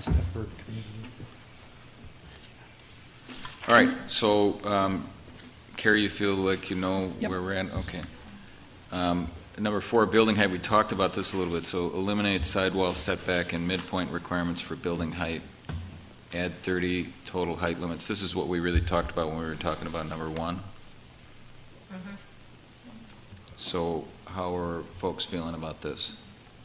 We kind of said at number 1 that we wanted to eliminate that sidewall if it went along with the other ones, right? And do the height? So- I like it. So really, this is kind of tied into number 1, though, because it's dependent on number 1? And we link these two together? Is that what I'm hearing from people? Yes. And we also want to So- add in the 2.5 story. limit. That stays, yep. Yeah. So what I'm hearing is 30 feet to the ridge line for lots under 75 feet. Yep. Total height limit. Highest. Total height limit. And then are we going to talk about how we measure height?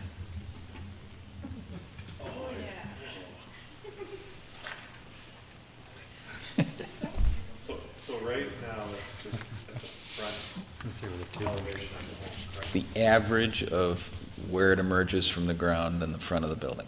Average at the front. Existing In, grade. in the existing building only.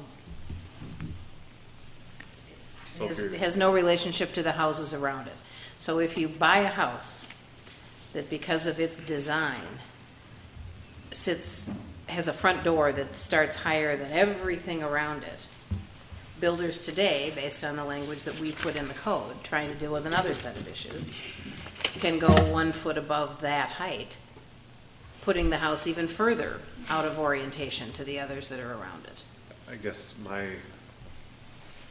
the other is the retaining wall houses, right, where the slide goes like that and they flatten it out and then you have by the end of it, you have a 6 or 8 Right. foot retaining wall. I think that's kind of the question before us, right? To me- I'd to- say both. I'd like to Yeah, talk I- about, because either one of those, and I can think of about 3 other examples, all hinge on that definition of where we're measuring from and how we calculate the starting point. Well, also, does this tie in with the concern about the creation of walkout lots in 3 stories, in the back, that, especially if it's on a corner lot again and it's a side lot for somebody else, all of a sudden there's this massive, massive 3-story building where there'd only been 2 before. Well, yeah, I mean, and then the flip side of that is there's lots of topography in our city. Well, I'm talking about on the more, And you're- again, on the smaller lots, I think. Well, But yeah. but if you limit it, then the front side of the house, on a walkout like that with steep topography, you might have trouble getting 1 story. But sometimes it's the creation of these 3 stories on the back, though, that's done artificially through grading. The front stays the same. The back is lowered dramatically, and then, and then the house, the Okay, view so in the back your house is are gonna go looking like at this this then, right? huge thing that they weren't looking at But, before. because you raised this, Nancy, so that Your house could go like that. our rule about the 1 foot, The best example I can think of is if you drive down Golf Terrace right now. yeah, that's. There's a what I'm house hearing, at the right? end of the 4500 block, not on the golf course side. that there was a rambler there that was put on a side lot. It is not one of the original Carl Hansen homes. And it was a one-story, basically, and you approached it by rising to get to the front door. So as a one-story, it was okay in the neighborhood, even though its front door was much higher than the person on the other side. It also happens to be a corner lot, so you have the same issue going on in the back that Arlene's talking about. But it was raised another foot over what its front door had been. I don't believe any variances were required or needed to do that, which raised the streetscape up and allowed them to put an excavated 3 full stories up the back on a lot that's okay size. It's 75 probably, but it's not gargantuan. Right. But there are two different issues. So one is, where do you get to put the finished first floor, right? Or Right, if we'd had a different calculation for how you measured the start of the front door on what was an unusual house, I don't think the whole thing wouldn't have risen up out of the ground as much as it is. And I can think of a few others, over the year, when we put that in place. As soon as you make a rule, you find exceptions, things that don't meet your objective in codifying that. I don't know if we can write code to cover every one of those exceptions. It's hard, but I know how it happens. I can see how it happens. If you start with an unusual house that's being raised that had a higher front door maybe than the orientation of its neighbor homes. But that talks about what you can do when you grade the site, right? Or not? It says you can go 1 foot above the previous transom of the front door of the home that's being torn down. In perpetuity, right? Well, the code says, yeah. Right. So I mean, if you go back on a sloped lot, you can go back Right. far, you can make a 10-foot wall in the back or whatever. Correct. Right. It creates both issues a little bit to some degree. Carrie, had you talked about different places or different ways of measuring height, like using, with walkouts and stuff, using some number from the side, an average of the heights of the side or something? I can't remember. It seemed like there was some discussion of that. I've not come across another city that regulates height in the rear yard. Or side yards for walkouts? Or side yards. Okay. You've come I know across one. Which one would that be? And it's the average, or it's actually not the average. Excelsior does the lowest point where the building emerges from the ground. So Wait, anywhere on the house. The lowest point where the building emerges from the ground? Right. You measure, that's where you start your height measurement. Really? So when you have steep topography, it's really bad because you can create real trouble on one side because. Interesting. So I'm not advocating for that because I think that creates a real, in a steep lot, that creates a real hardship. Well, yeah, let me take one shot at this. Maybe we're going to add to Carrie's workload tremendously here, but I appreciate the first floor elevation standard that we have now that allows people to build a basement that has a decent ceiling height. That seems good. So if we take that first floor rule and work up from there, that's the baseline is where the first floor is. We don't change that. I think what that gets to in terms of the site work is that people aren't compelled to do this crazy grading and retaining walls to try and artificially establish that low spot. It's set where the first floor is. But we're measuring building height from existing grade. That was one of the changes we made 5 years ago. We used to measure it from proposed grade, and that's where we were getting builders coming in, piling up dirt around the foundation so they can meet the height requirement. So we're measuring from existing grade, so it's not taking into account that. That 1 foot rule is another section of the code. So did we do that tonight, looking at the house that from the back was 45 feet out of the ground? Oh, that house in the back was well over 45 feet tall. From the back. On the front, it meets the height from existing grade. But that's all based on existing. Right. So it's existing grade. All right, so that doesn't work. And existing grade. topography, it's not, Right. you basically say, and how do we enforce that as a survey? Because we They have a need to survey submit from. an as-built, or an Right. existing condition survey. The other thing is, how do we apply that to, if somebody wants to build a split entry or a multi-level home where, I mean, or on those lots where you have, say, the front door is raised because of some other previous artificial configuration. Have we encountered anything like that, or? I know somebody was talking about how does this apply to multi-level homes where the front door maybe isn't at ground level, it's somewhere else, or they want to make it somewhere else. I wonder if maybe the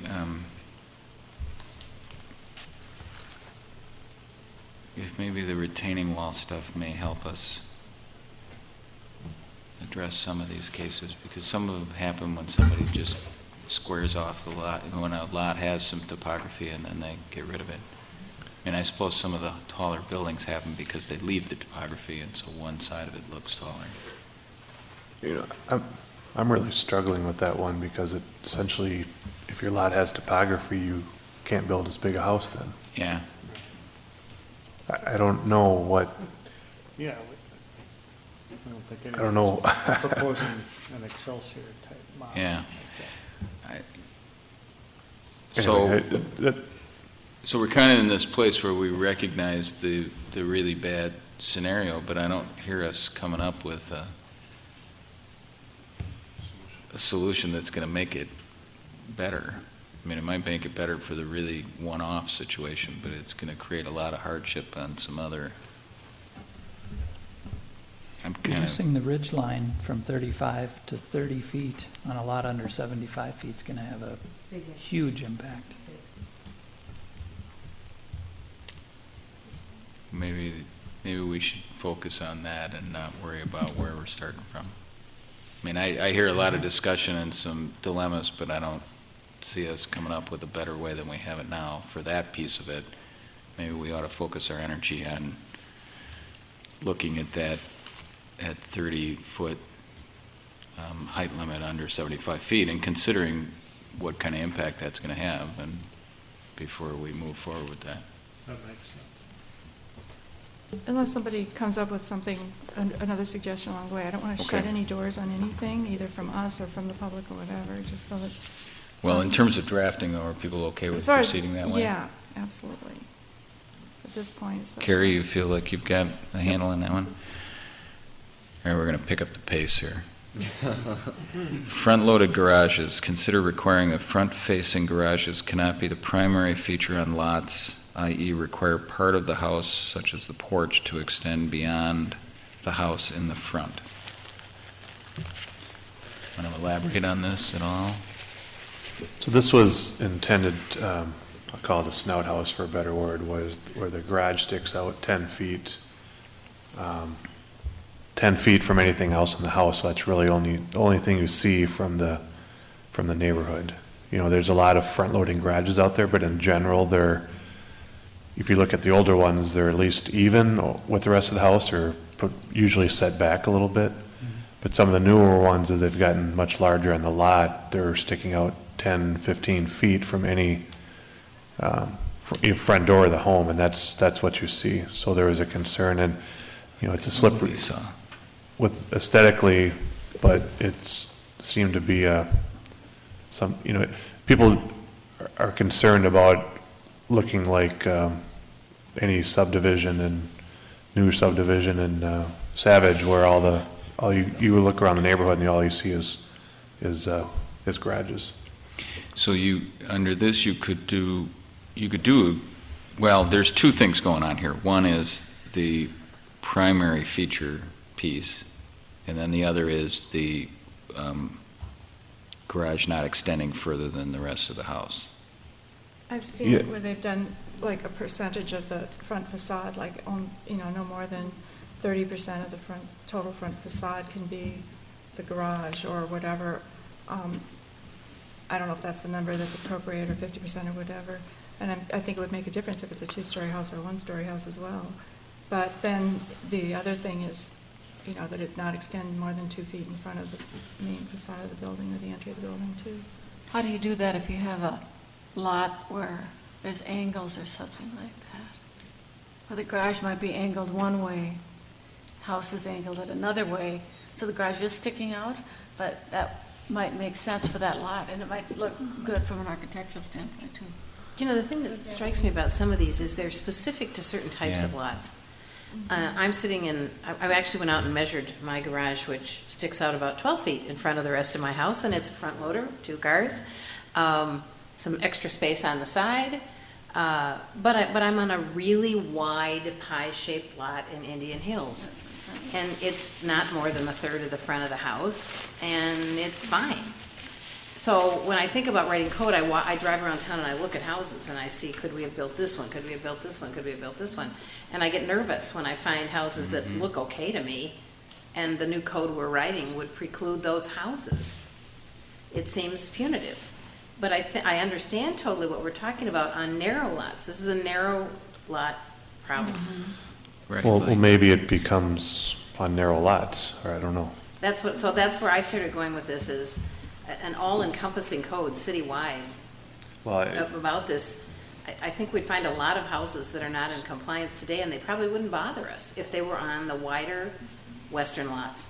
So stepping back a little bit, a lot of these are about lots under 75 feet, and maybe there's a more focused, or that is part of it, or I don't know, you know.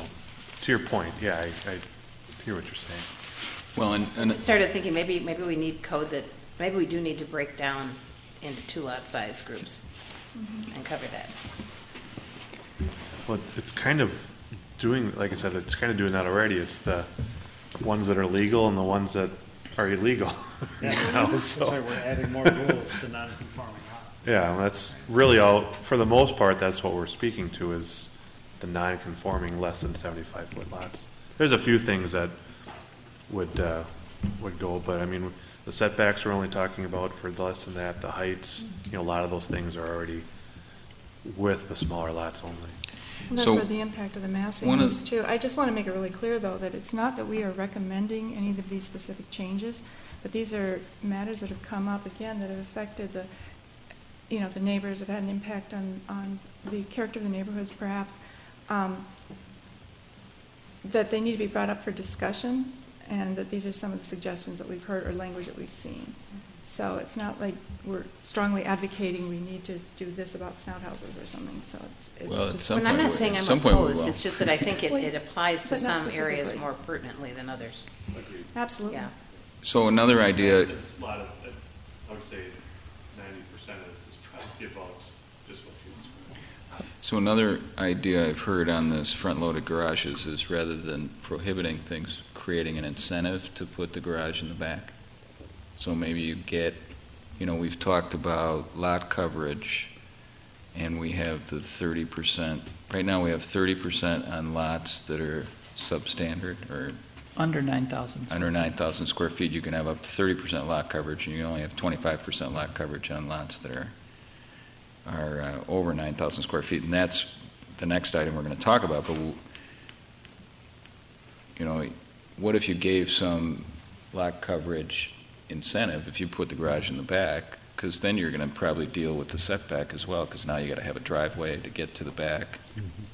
And you're not forcing them, then they can, because what I'm a little reluctant about on the front is the, you know, you're kind of taking the creativity away from the design. Because there's plenty of good houses that have garages in the front that look great, and it all fits together the right way.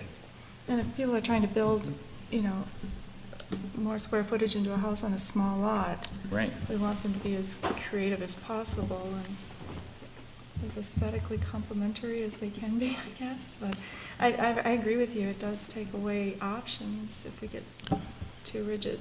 But I think on some of these smaller, more gridded out lots, where we've seen or have heard of the negative impact of the scale of the new construction, that might be still something to consider. But I like the idea of the incentive.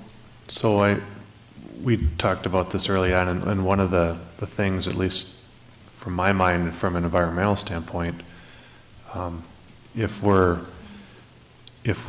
pushing lots in the back, you actually have, in general, more lot cover, or excuse me, much more impervious surface than you do with in front. I measured my house, which is a small house with a garage in back and the road back to it, and I'm almost 50% coverage on my lot right now.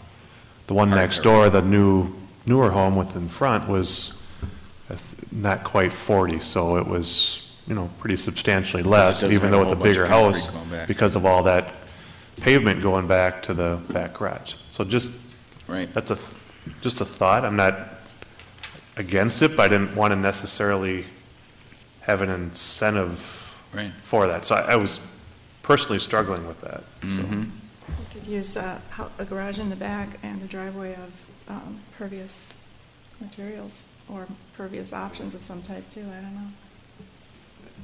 But and we didn't, you know, we looked at things like impervious area. We didn't really recommend anything, partially because there's so many conditions right now that would be non-conforming. I mean, almost every 50-foot lot, if you, some areas are, I forget what, like Bloomington has, it's 30 foot, you know, you'd have a whole ton of places that would be non-conforming right now. So that's one of the reasons we didn't look from that perspective on it, on putting an impervious area limit on it. Yeah, one of the other solutions people have done, they put the whole garage in front of the house, but turned it 90 degrees, so you pull in and turn into it, and you don't see the door at all.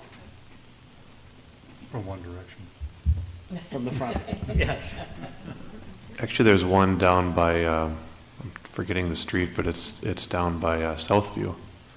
And what they did, I think it's a 50-foot lot, but they had a home there.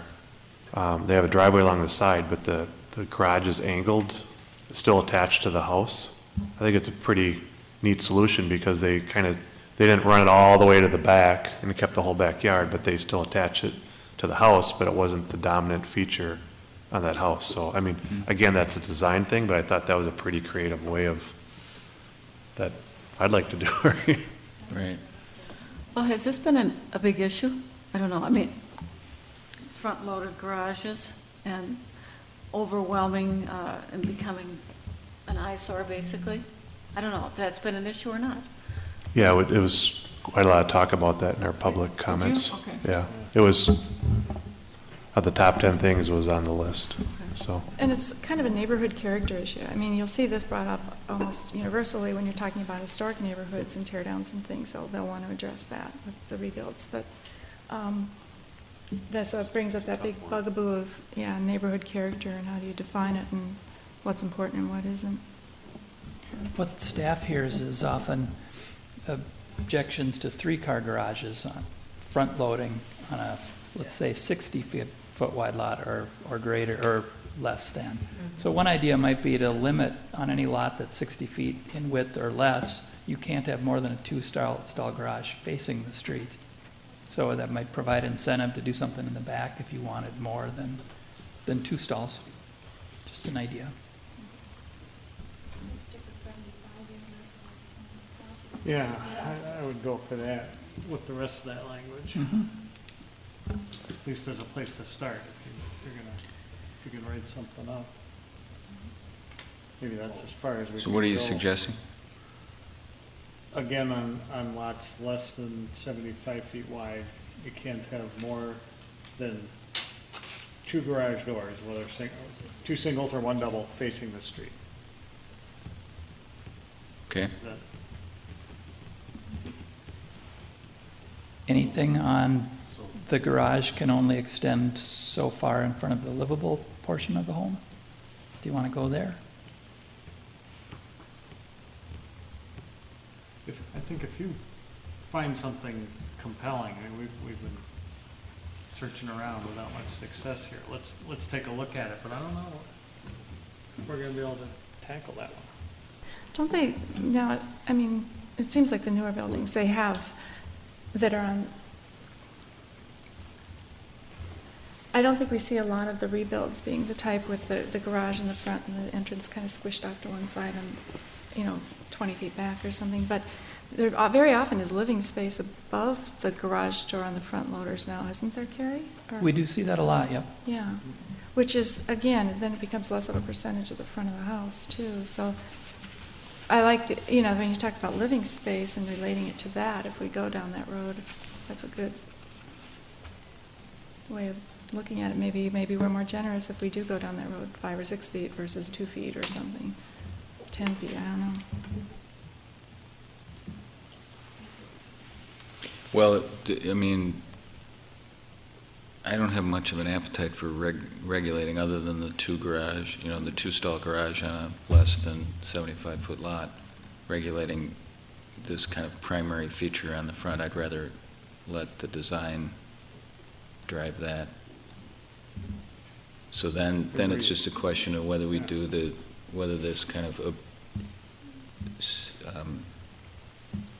sticking out, for lack of a better phrase, the snout house. So is that, where are we at on that? Do we want to try and look at some language that would deal with that, or do you want to put that away?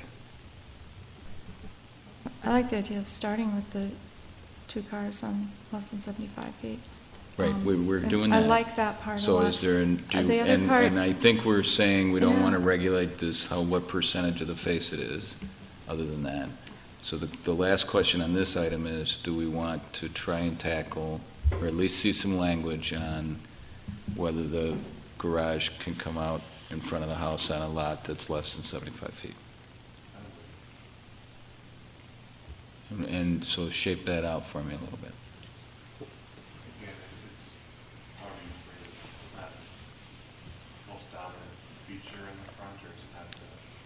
No, well, I thought we decided the most dominant feature, we're not going to deal with that, but it's the depth. So we don't want the garage to be the most forward.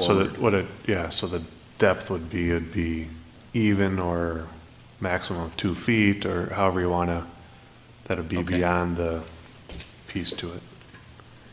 It seems somewhat restrictive, though, on creative design. I don't know, 2 feet's not very far, and maybe there is some good designs where the garage actually does come out further. That's a common, I think I did see a number of ordinances that did include that depth thing, though. So it's not totally uncommon. So what if we did some language that prohibited the garage from coming out further than the rest of the house and just put a blank feet exception? We'll figure out the number.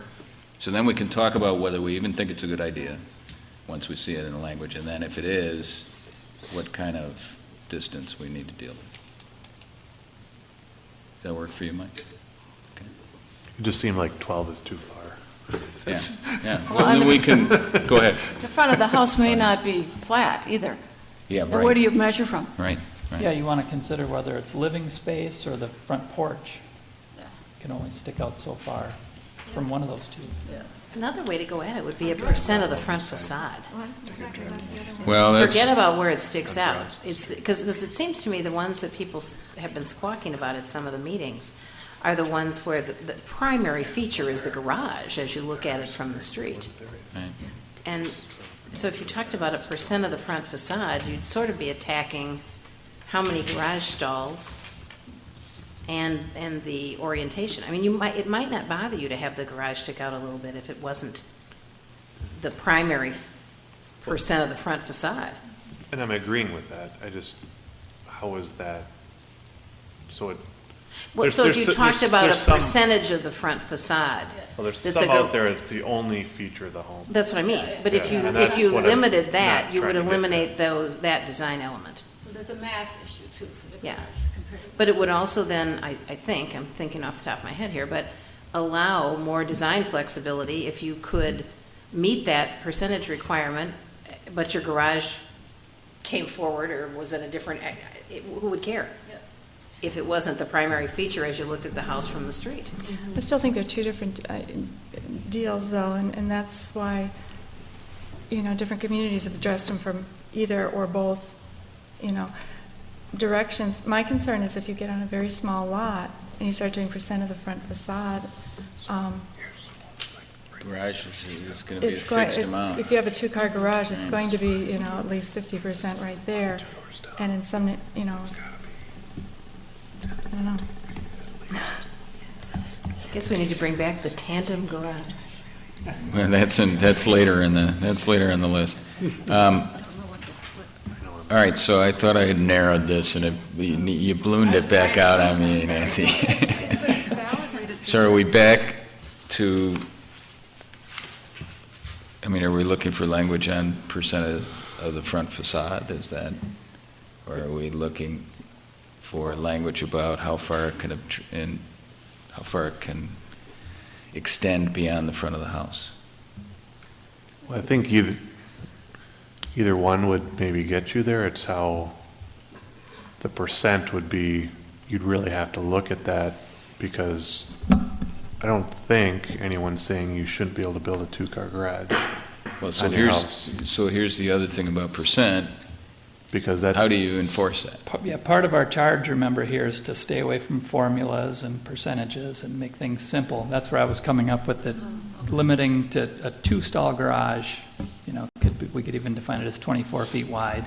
And from an enforcement perspective, what do? Take a picture of the front of the house, and now you got it. Right. You know, the number of feet that it's going to extend beyond the rest of the house. That's, although, as Claudia said, that you can dream some scenarios up to where even that's difficult to measure. But I would agree with Carrie on his point, is keeping things as simple as possible in this. We didn't really anywhere come up with complex, recommend complex formulas to, like, there's a lot out there like that. I'm sitting here thinking, I like the simplicity of Carrie's suggestion, but I'm also thinking on lots less than 75 feet. How on earth would you even put a three-stall garage on the front? I mean, it'd be the garage in the front and the house behind. Yeah. There'd be no way. So I don't know that really addresses the issue on a less than 75-foot lot very effectively. I also don't want to make rules that would have never happened anyway, right? I think that's what you're saying. Yeah.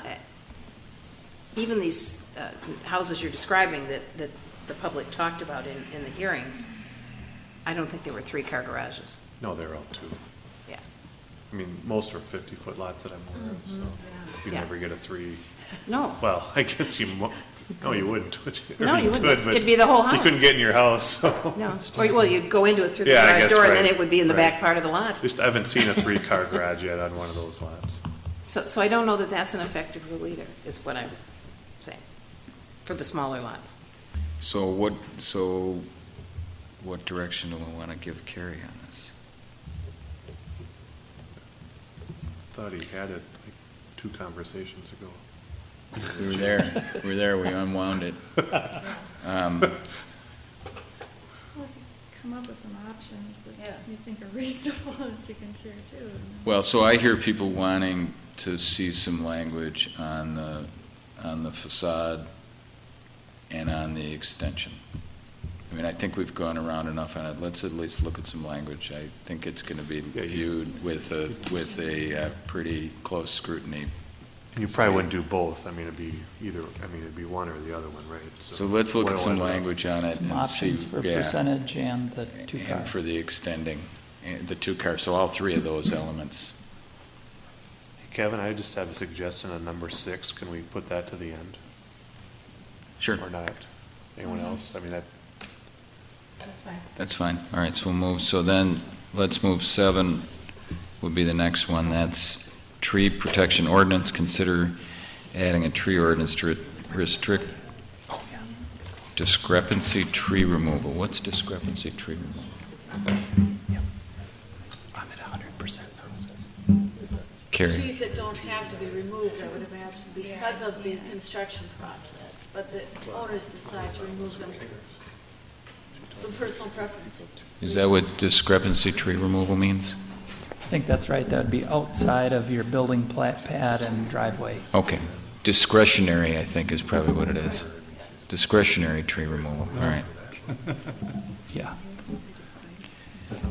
Yeah, now I get it. Tie to city definition of demo permit for when it kicks in. So, What I did is say, we'll do And I know the other thing that's been talked about on the tree protection business is what do you do with trees that are on somebody else's property, but the roots are on your property, and you go to excavate and you just basically kill the tree.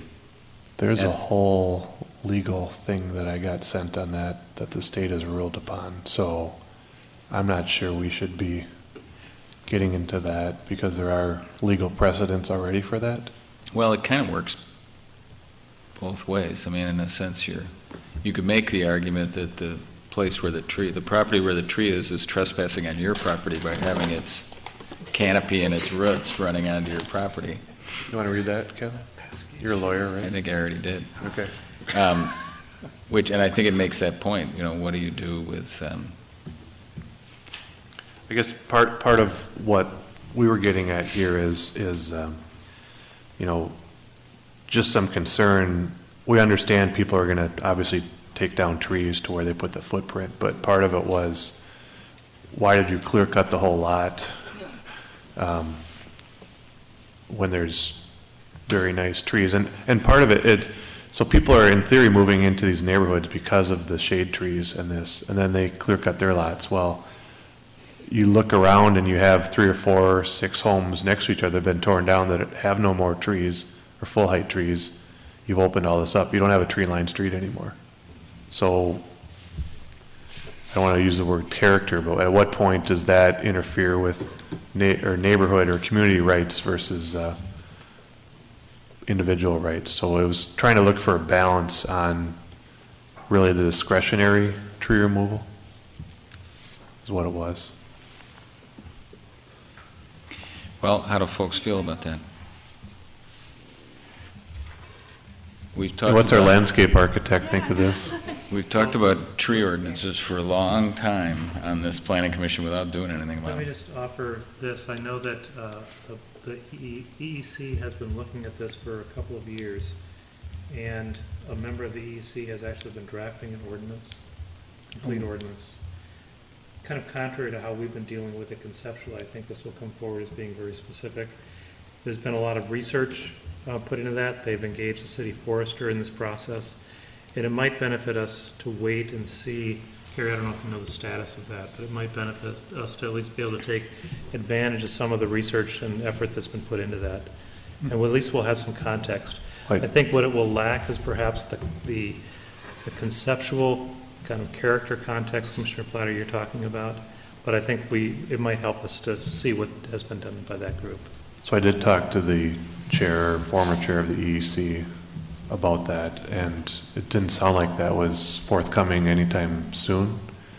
And part of it was, which when I talked, was that we would take ones to address tear downs and then on the demo side of things, and then whatever else they come up with would be when they come up with it. I have a draft, so I know that there's something more than... I talked to her 3 weeks ago. Yeah, I had heard from the city forester that was heating up too.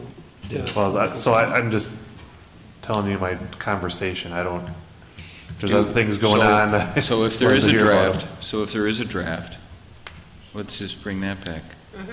Let's find the draft and bring that back. We can look at that for the tree stuff. That'll start the conversation about how to... It may have a different perspective. What I'm saying is it may have a different perspective in the way we're looking at it, but at least we can build it into the conversation we're having. Yeah, and that's kind of my understanding. It did have a different perspective, and I was primarily looking at, because, in tear-down situations was more of my focus, or more of what I was thinking. But I would question what is discretionary removal of trees. So let's say you have a tear down, replace it with a bigger footprint of a home, and there are some trees in the yard. Maybe they want to add a patio somewhere, and a tree may be too close to the home now because it's much bigger. I mean, how do you define what is discretionary removal of trees? I could shed some light on that. We would all deal with it differently, I think. Carrie was going to do that for us. Carrie says he can shed some light on it. Yeah, I'm just thinking back to the Minnetonka ordinance during my time there, and they talked about any time for a tear-down rebuild. You could remove trees within where the driveway is going to be located and the building pad extended out 10 feet around both of those areas. And any other tree outside of the building pad and the driveway the trees had to be protected during construction. Now that doesn't mean that once the house is up, the property owner could cut a tree down just because they wanted to. It was on their property and they didn't like it anymore. But they had to save it during construction. So we could draft something similar. Yeah, I see most of these, and especially on a spec home or something, they're usually clear cutting it, and I don't know what point the new homeowners get involved, but there's nothing there when they show up, and supposedly they're moving to a tree-lined neighborhood. So is that the theory, Carrie, with that? Because it strikes me as odd initially, but maybe the theory is that people just aren't motivated to cut down trees unless they're putting a house on, and that just makes it a lot easier to do it. And if you can save them during that process, people are not likely to take them down unless there's a good reason for it. And it gets much more expensive once they have to take it down around a house. Certainly if it's in the A few hundred back. to a few $1,000s to take a tree down. Right. That's true, because you got to take it piece by piece, right? And I would agree, it's probably during construction when most of the trees are removed. When someone moves into the home, they may say, gee, I do like this tree here and the shade it provides. It's tougher to tear it down. Yeah. So if Carrie could get a copy of the draft, and then it sounds like Minnetonka's got a model that we could talk about for construction. Sure, we can bring forward Does that make sense? both of those. So one thing I talked about in there, and I don't know if we want to consider, I'm just throwing it back out, is there some kind of replacement caliper required? I'm not necessarily proposing it per se, but do people have interest in, so say you take down whatever 20-inch tree, do you have to replace it with a 3-inch tree? I don't know whatever the percentages are, but you're doing some kind of in-kind replacement if you do have to tear down something also. So Is just this in the a thought. case I'd like to of see tear that. down that you have to, as opposed to the discretionary? Correct. Okay. So if you had to take out whatever in the footprint, you have to replace it somewhere on your property or somewhere as part of that. I'd be interested in seeing some language to that effect. I think with the idea that point also came up today, looking at a house design and the landscape design. As people deal with their property, it should be both. The management language, that has to do with protecting trees, right? There's something in there on that, right? Right. And, the whole thing is, well, it does affect neighborhood character and the whole urban forest diminishing things. It's a big deal, but I'm not sure it's all necessarily addressable in what we're doing versus an overall citywide incentive. I'm not sure. I believe the ordinance or the construction or the new construction management order had really about protection for trees, I think. I can look it up here. Maybe there's somewhere where, I don't know where, but again, defer to the EEC probably, but how do we incentivize people to replant or plant a tree with a larger caliper or something like that? I'm not familiar with that area and what's out there so much, so I can't. Well, what the new construction management ordinance says is prior to commencing demolition, protective fencing approved by a building official must be installed around boulevard trees and trees that will not be removed. So it doesn't necessarily say they can't be, they just say if you're thinking about leaving it, some type of protective material go around it. So, maybe another step beyond that. There's a broader topic of neighboring properties and damage to neighboring properties, whether it's the landscape, the trees and things like that, whether it's their driveway, whether it's the vibration of the equipment that's, and all of those things. The construction management plan attacks it somewhat, but really there's no, what are people feel helpless right now because if something goes wrong, they're pretty much their only recourse is to sue the other party, which isn't expensive option for them as well, so it's a double whammy. And I'm not saying I know where regulations could be put in place so that the city can regulate, and I think the construction management will help a lot, but I think it has been an issue in the last few years, more and more with more tear downs. Just in general, what we have before us today, when we did our review and our recommendations, a lot of it was with the construction management plan, so essentially that's what the city did, so our thought was the planning commission wouldn't necessarily follow up on that because the city would cover those. No, I agree with that completely. I'm just saying that it's still, and I don't want to spend a whole lot of time on this either. I'm just saying it's still an issue that I don't think is really, that isn't addressed as far as directly, as far as thou shalt not, drive over the end of your neighbor's driveway and crumple the pavement or something like that. I mean, it's practical, but when it's private property, I don't know. Just to keep in mind that there's been increasing issues with more tear downs of different things happening, whether it's driveways collapsing or trees being killed or whatever. And I'm not sure. I don't think it's necessarily anything we can address, but it's something that was brought up a lot, and maybe we've gone as far as we can, or it's just not the planning commission's area. So far, we talked about getting a draft of what EEC's been working on. We talked about getting a draft of what Minnetonka's done for construction. Are you suggesting we add a third dimension to this? Not necessarily. I mean, that's the tree part of it. I don't know if there's a lot we can do about It's a property separate damage issue issues. about property damage, Yeah. vibrations, all the rest of that. Yeah. Just keep it in the back of our minds as Okay. we go forward is all. All right, anything else on trees? Leaves? I like trees. All right, stormwater management. So I thought 8 and 9 were going to go primarily just to engineering, weren't they, Carrie, to address those two? Right, yeah, and we've got some language drafted up already regarding these two. So I don't know if this even stays with us, but it was... Oh, it will. Okay. Yeah, and what does the language say? All right, then, but I guess my point was that Wayne was working on some stuff already on this, right? Drafting some ordinances, so I don't know how far our discussion goes tonight. I guess that's maybe what I'm saying. Well, I think,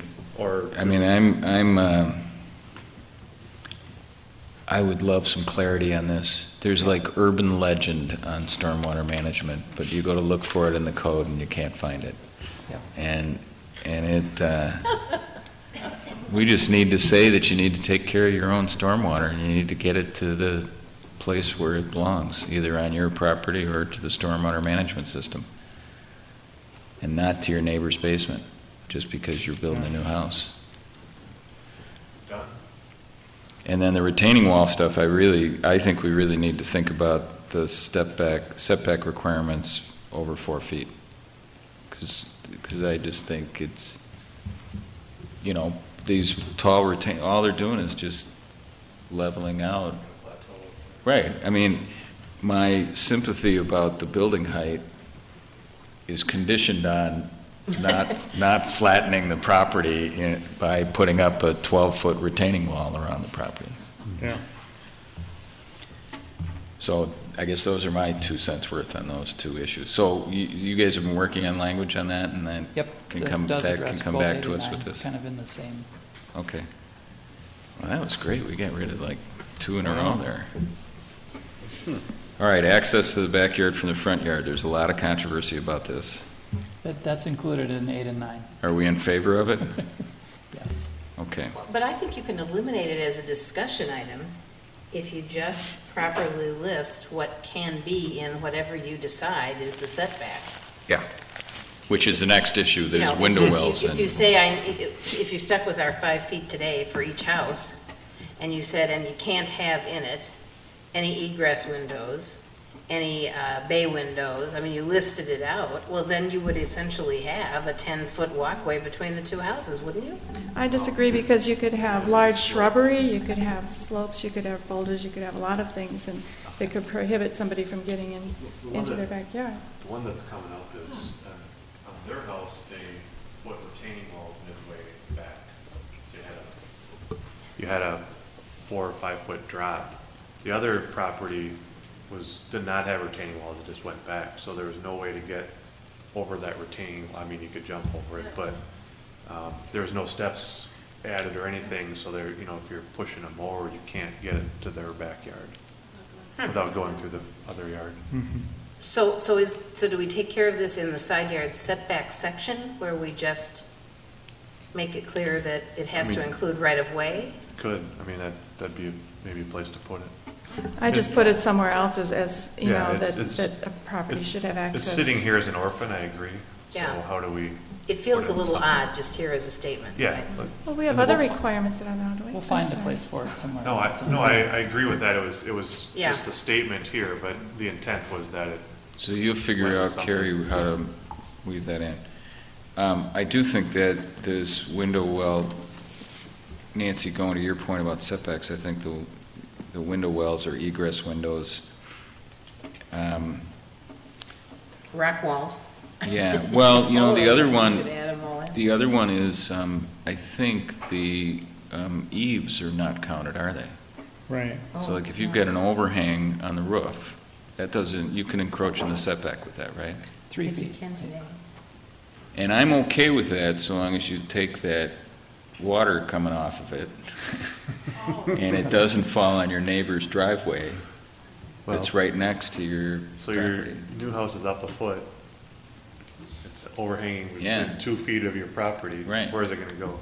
Well, so It might unless be. you've got stormwater Well, that's what management for that right, roof yeah. drainage. So That's, it's otherwise, Yeah. I would be inclined not to give it an exception to be in the setback, which is gonna further, on these small lots, that's a real problem, because now your house is even skinnier if you're gonna have any kind of overhang. Look at all the snow in your driveway. Yeah. People won't have the eaves then. Right. And I don't wanna eliminate that, but I don't want the drainage going. I mean, I guess the issue for me is more drainage. Take care of your drainage.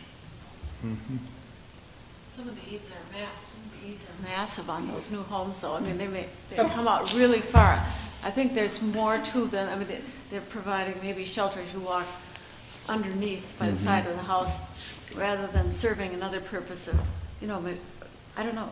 And I'm, Why you they're know, so if it's a huge. design aesthetic thing, I mean, I think Yeah. there's a lot of times when that kind of element looks really attractive, and I don't wanna take that away, but I don't wanna let it evade our stormwater management. Right, well, Carrie, you said there was a dimension for eaves currently? You can extend 3 feet into the required setback. 3 feet So if your house of overhang. Yeah, so if your house has a 7-foot setback, you could have a eave that's greater than 3 feet. You can just extend into the setback, no more than. So you could have, if you had an overhang that was 5 feet, you just have to put the house Right. 2 feet further back. So I'd propose leaving that alone, so long as we're dealing with stormwater. Yeah, I'm fine with that. We good with Yeah. that? Okay. And then the window wells, I mean, I like eliminating it as an exception. Then if you really want them on the side, you just have to figure out. Adjust how the to- position of the house. Right, And you can still have them front or back. Yes. and you can still go front or back. You know, and again, you go through some of these where, especially if somebody has a driveway right there, the window well is literally within a foot of that driveway. Comes out that far. I mean, Yeah. it's a safety issue. All of a sudden, you used to have something next to your driveway, now Yeah. You could it's fall. a hole there. Yeah. Do we differentiate between window wells and egress windows? I mean, a lot of these older homes, they do have window wells on the side that, I mean, but on the other hand, they usually don't extend into Well, the either- setback either, so is it Yes, you smaller? can almost just say egress, or, because I mean, it's intended for the 5-foot holes, in my opinion, not. Right. Not the There's- 1-footers. Yeah. Yeah. The ones that actually stick out. Correct. And have to, by law, to be a Yeah, legal right, if- egress window. Yeah, I'm fine with it. Well, and I think we should include them. I'm mindful, that some of these small lots, it's going to create some design challenges if you're remodeling a basement or. The one next to me, they stepped back in that area. Did They've they? done it anyway. Okay. They didn't have to, based on what it is today, they didn't have to set back, but they did. So it's within, or out of the setback already. So I'm just saying, there's ways to address it, or the front and the back, or. Yeah. All right. I think the only thing that starts to impact, and not in every case, is how many bedrooms you can have in your basement. Right, because that's, the egress windows are the big, right. Right, you still have your first floor, you have your second floor, you have the front and the back of the basement. Right. Well, I'd argue it, Just limiting on the sides. yeah, I would argue it wouldn't limit, it would just change how you figured out the layout for it. So. So I think it's worth clearing up Yes. the side yards Yes. for that cost.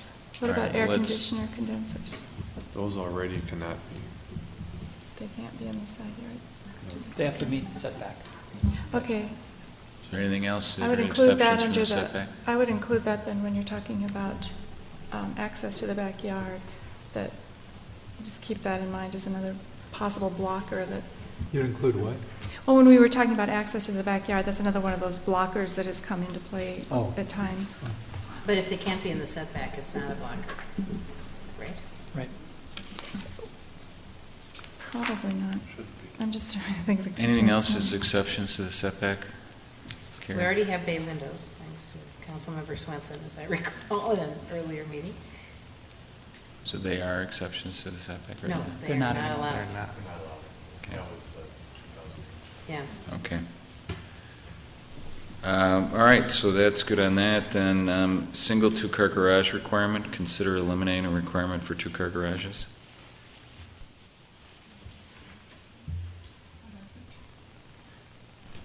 I'll say it again, I'm not a fan. And remind me again why, because this seems permissive to me. If you choose to just do one car, is that okay, or is My it? experience is that people have too many toys. And if you only have one car garage, things are Oh, it left ends up about. strewn about. That's right. Yes. This is the And I just, sloppy neighbor. I certainly see it in case. my neighborhood where there's Yeah. some people that don't need a third garage, really. They Yeah. have too many toys for a two-car garage. And you get teenagers and Right. the third car, and Yeah. then you need the garage. for Well, that. and a one-car garage in a family with teenagers, you'd have two cars in the driveway. It just feels to me Stuff like goes in the driveway then. an invitation for a lot of extraneous things on a yard that just doesn't please me. That's my value structure. Well, but I think that's a good point. So Carrie, do you have any sense of was that the driver behind the two-car garage requirement? I mean, it makes some sense to I'm not me. sure what the driver, Because you remember we also have the, isn't it the garbage can thing where you can't leave them Well, at the that's what curb? And, I think that's an odd, long way around to trying to get people to keep their yards clean. So you gotta build a two-car garage. And- Build a and bigger- Eliminate some creativity and choice in dealing with your property if you're making somebody do that. That's where And I bet it had so something more you're to do with saying you house go value. build that shed 3 feet from your neighbor's window and put it all in there? the I accessory have a structure. bet. I have a bet that it would be before any of us. A friendly social wager. But a friendly social wager would be that when we became a town of mostly two-car families, people didn't want a lot of cars sitting around in driveways, like they didn't want them overnight on the street. streets, too, And so we right. became a two-car garage. Well, you can't be on the town. street in the winter either, so. Right. That's my friendly wager, Kevin. Well, and the first thing I thought of was, will this mean more cars on the street? And then I realized, no, we don't allow cars on the street overnight, so it probably means more in the driveway. Of course. And if you're on a tight lot and you're trying to get more house, more living space, maybe you make that choice. So- Although, boy, that's not you get a, I don't know. I think if you look Think at 40-foot lot, okay? Think Yeah. 40 feet. Well, here's another way to look at it, I guess, is it's sort of a lifestyle choice. Somebody That's says, what I was, I don't want many cars. I don't need a 2-car garage. Why on earth do I have to build one? maybe they're in a lot, but. I bet it'll be very infrequent, yeah. It just seems, to me, a relatively silly requirement. Guess we agree to disagree. We have to agree to disagree. I don't think it was And just is the that the aesthetics, though. I think it that- was also the, I'm Go sorry. ahead. Go ahead. You think of, I think it was also just, at the time, people were looking at, what value, what dollar value do homes, what caliber of homes do we want to build in this, in our community? I think that probably tied in with the aesthetics, but I think it had to do with, more than 1-car garage was a better house. So, Well, I think it's a lifestyle choice. It could be. I don't want a McMansion. I want a smaller home, and I want a 1-car garage. But I don't know if we could maybe relate back to the size of the lot, too. Again, if you had a smaller lot, a 1-car garage may be more pleasant aesthetically instead of a 2-car. So I don't know if, again, if you're talking... Right, the under 75 feet criteria, we may allow 1-car garages or something. Oh, we're coming up with this whole new standard for the under 75-foot lot. pretty soon we'll just have an under 75-foot zone. And I didn't say so, I said a whole new standard. I mean, they're referred to as substandard, as far as size goes in conversations about the code. So I think it's a good line to draw. So we just, I would kind of equate it to, we had was it a 12-foot minimum driveway requirement, or whatever it yeah, used to be? we used to have a I minimum mean, driveway, right? why, Right. So is this doesn't sound like a complex drafting challenge. You're going to cross out a couple of words. we just got it done. All right. So why don't you bring that back and we can continue that debate at the next. Or the not, next I'll just go vote no. Well, yeah, but no, I think there are good arguments on both sides. It's a and legitimate let's, debate. I'm in agreement right. with you on those Right. concerns. So then number 13 is keep only the R1 zoning district and make lot size changes within the existing structure. Oh, this was kind of, we had started this whole thing wondering, this whole adventure, it's kind of like we remodeled our house because our dishwasher broke. And this whole thing started because we had these variances on lot subdivisions that were less than 75 feet, and we were wondering whether we should have a new zone for those. And I think the consensus is, for the time being, let's figure out how to manage building on a lot, and then if that all shakes out, maybe we create a different zone for some of the places that have different sized lots. Am I reading that correctly? Yeah, I mean, it didn't, when we started looking at it more, some areas have 2 R1A, R1 districts, but at the same time as we started getting into it, it seemed like our code was already set up to basically add these items without necessarily, because really we're looking at the size of the lot, so that's a pretty simple thing to break apart, right? And it does it in a lot of cases right now already. So that was the thought, and it, again, to kind of that overcomplicated point was it a problem in search of or solution in search of a problem, so. But it was also often, you'd see that in areas that had, maybe they weren't historic districts, but they had a historic character to them, and they used those overlay zones in those situations and as well. So, Country Club has one. well, yeah, and that one is designated, but I mean, it's a number of the communities that used that multiple zoning, I think it was to protect that ephemeris neighborhood character that they had in particular neighborhoods. I don't want to use that here. In any event, we're not going to tackle that in this round, right? That was Good correct. That consensus was not a on that? recommendation. Okay. Someone else feels different. I think we've got plenty on our plate. All right, so then the last one is the one, Mike, you asked to bump down the building coverage on lots less than 9,000 square feet, clarify items in lot coverage definitions, include accessory items, consider consistent lot coverage requirements for all size lots. So this is, right now, for lots So right now, 9,000 square feet and above, it's 25% limit. correct, and Okay. below that, it's 30%. That's 30%. So the So- question is whether to modify that, and then related to that might be this notion of if you were going to put, if you were going to give an incentive to somebody in a smaller lot to put the garage in the back, notwithstanding the added impervious surface.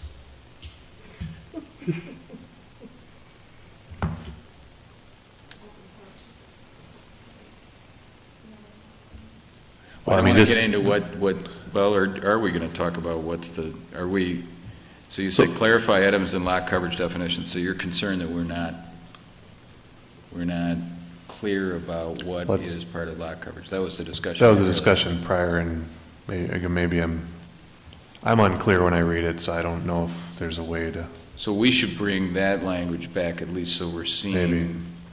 In any of these places where we're going to be editing existing language, you'll take that and just redline it for us? To me also, you're right, that is a section that needs to be clarified a little bit.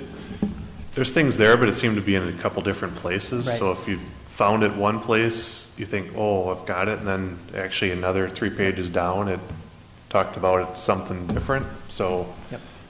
there's a lot of different things you had to read the whole thing to catch everything about the same type of thing. So for that, I think if we bring what we've already got, that'll give, if you've got any suggestions for how to consolidate it, go ahead so that it's simpler and easier.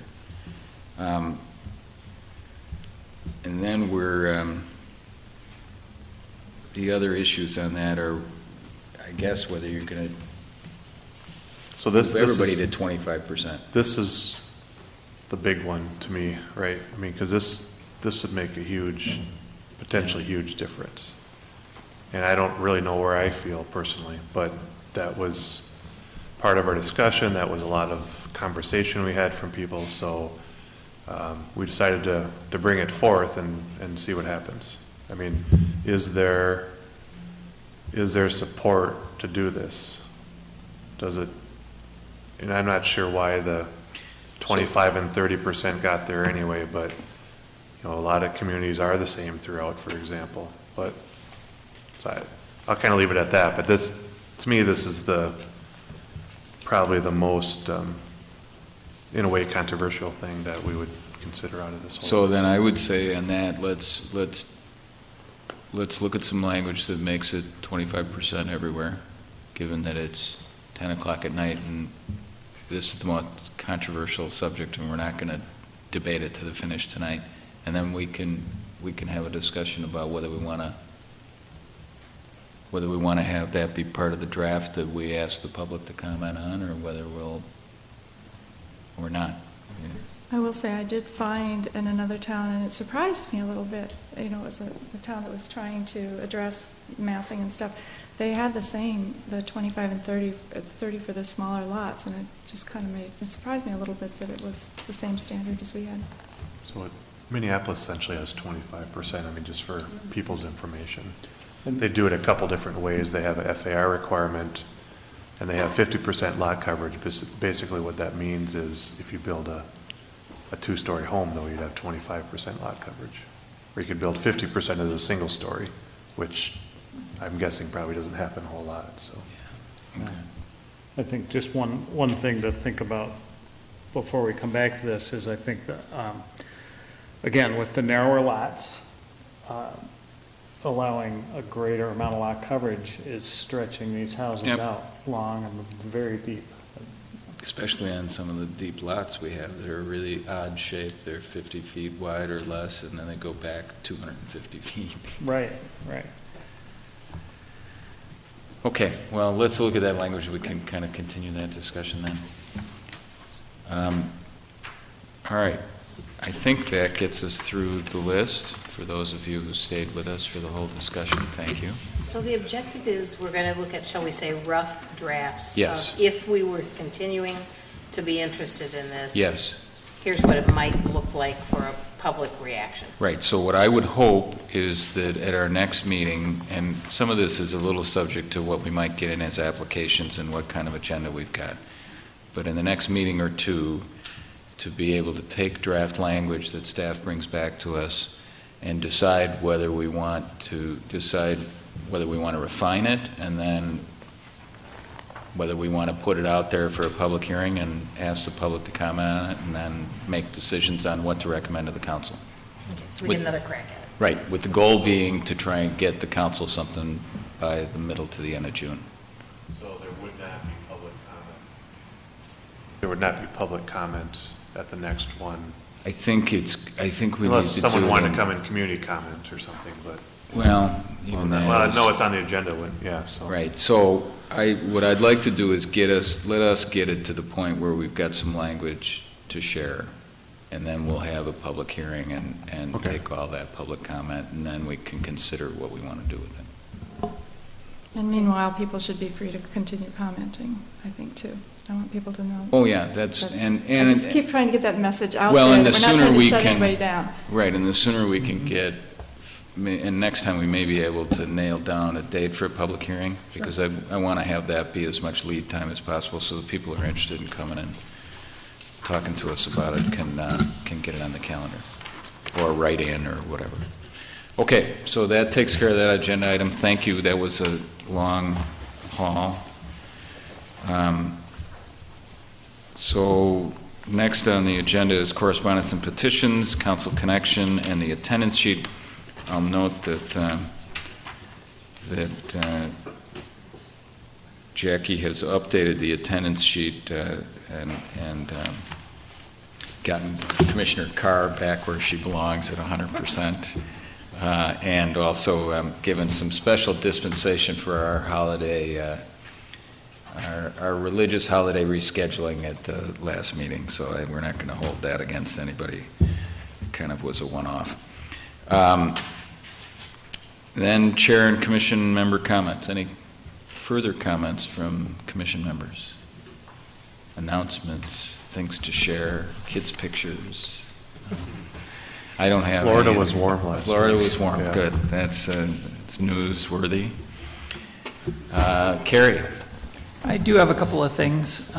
Next Tuesday, April 16th, we're having the work session with the City Council at 5 o'clock up in the community room, and that is to talk about that sketch plan or sketch proposal idea at Pentagon Park. That's right. That's the office buildings located along 77th and Highway 100. And so that it's a two-part meeting. That would be the first part, is to take a look at that sketch plan and provide some ideas. And the second part will be the grand view. What are the next steps as we move forward with that project? So that's from 5 to 7 next Tuesday up in the community room. Terrific. Thank you. And yeah. Just to clarify, that's not a required work session for us, though, is it? It won't be counted for the attendance because it's not our regular. That's what I was asking. Fair enough. Okay. Yes. But I think Not that I won't try and be there, but I was just. Well, and one of the things we're trying to do is continue to refine this sketch plan process to try to more upfront our kind of feedback and things. And so this is a new twist on it to try to see if we can get the council. You know, we've had some sketch plans where we said one thing and the council said something else, and the developer gets a little confused. So Yeah, and this one is, we're not going to be seeing a specific development. Well, kind of see a kind proposal. of a concept. But this is a 43-acre site, and there was an environmental study that was done. That needs to be updated. We've hired a consultant now to do that update. So this is to get a conceptual feeling from the Planning Commission and Council. What do you think about moving around some of the densities that were allowed as part of that rezoning that we did 5 years ago? Some general, what do you think of those ideas? And then just to throw out to a potential rearranging some of the pieces and maybe even some of the roadways. So just to get some initial really high in the sky views for how that site redevelops. Great. I do have one more. Sure. I believe it's been over a year since we've done our joint Planning Commission meeting with the cities of Richfield and Bloomington. It's our turn to host, so we might want to start thinking about picking a date for when we might want to invite the other cities over for What time of the year have we normally done that? I want to say it's like August or September. Yeah, is we've it? done them in the spring, we've done them in the Have we? fall. Okay. It's kind of moved around. For those who haven't been on the commission when we've had those, they're really, it's really a valuable experience. You get to get a handle on what Richfield and Bloomington are doing and how their planning commissioners tackle similar situations. Right, yeah. Okay, anything else, Carrie? That's it. Great. Next on the agenda is adjournment. Commissioner Carr, do you have a motion? Is there a second? There's a second. All in favor? Aye. No discussion? No discussion.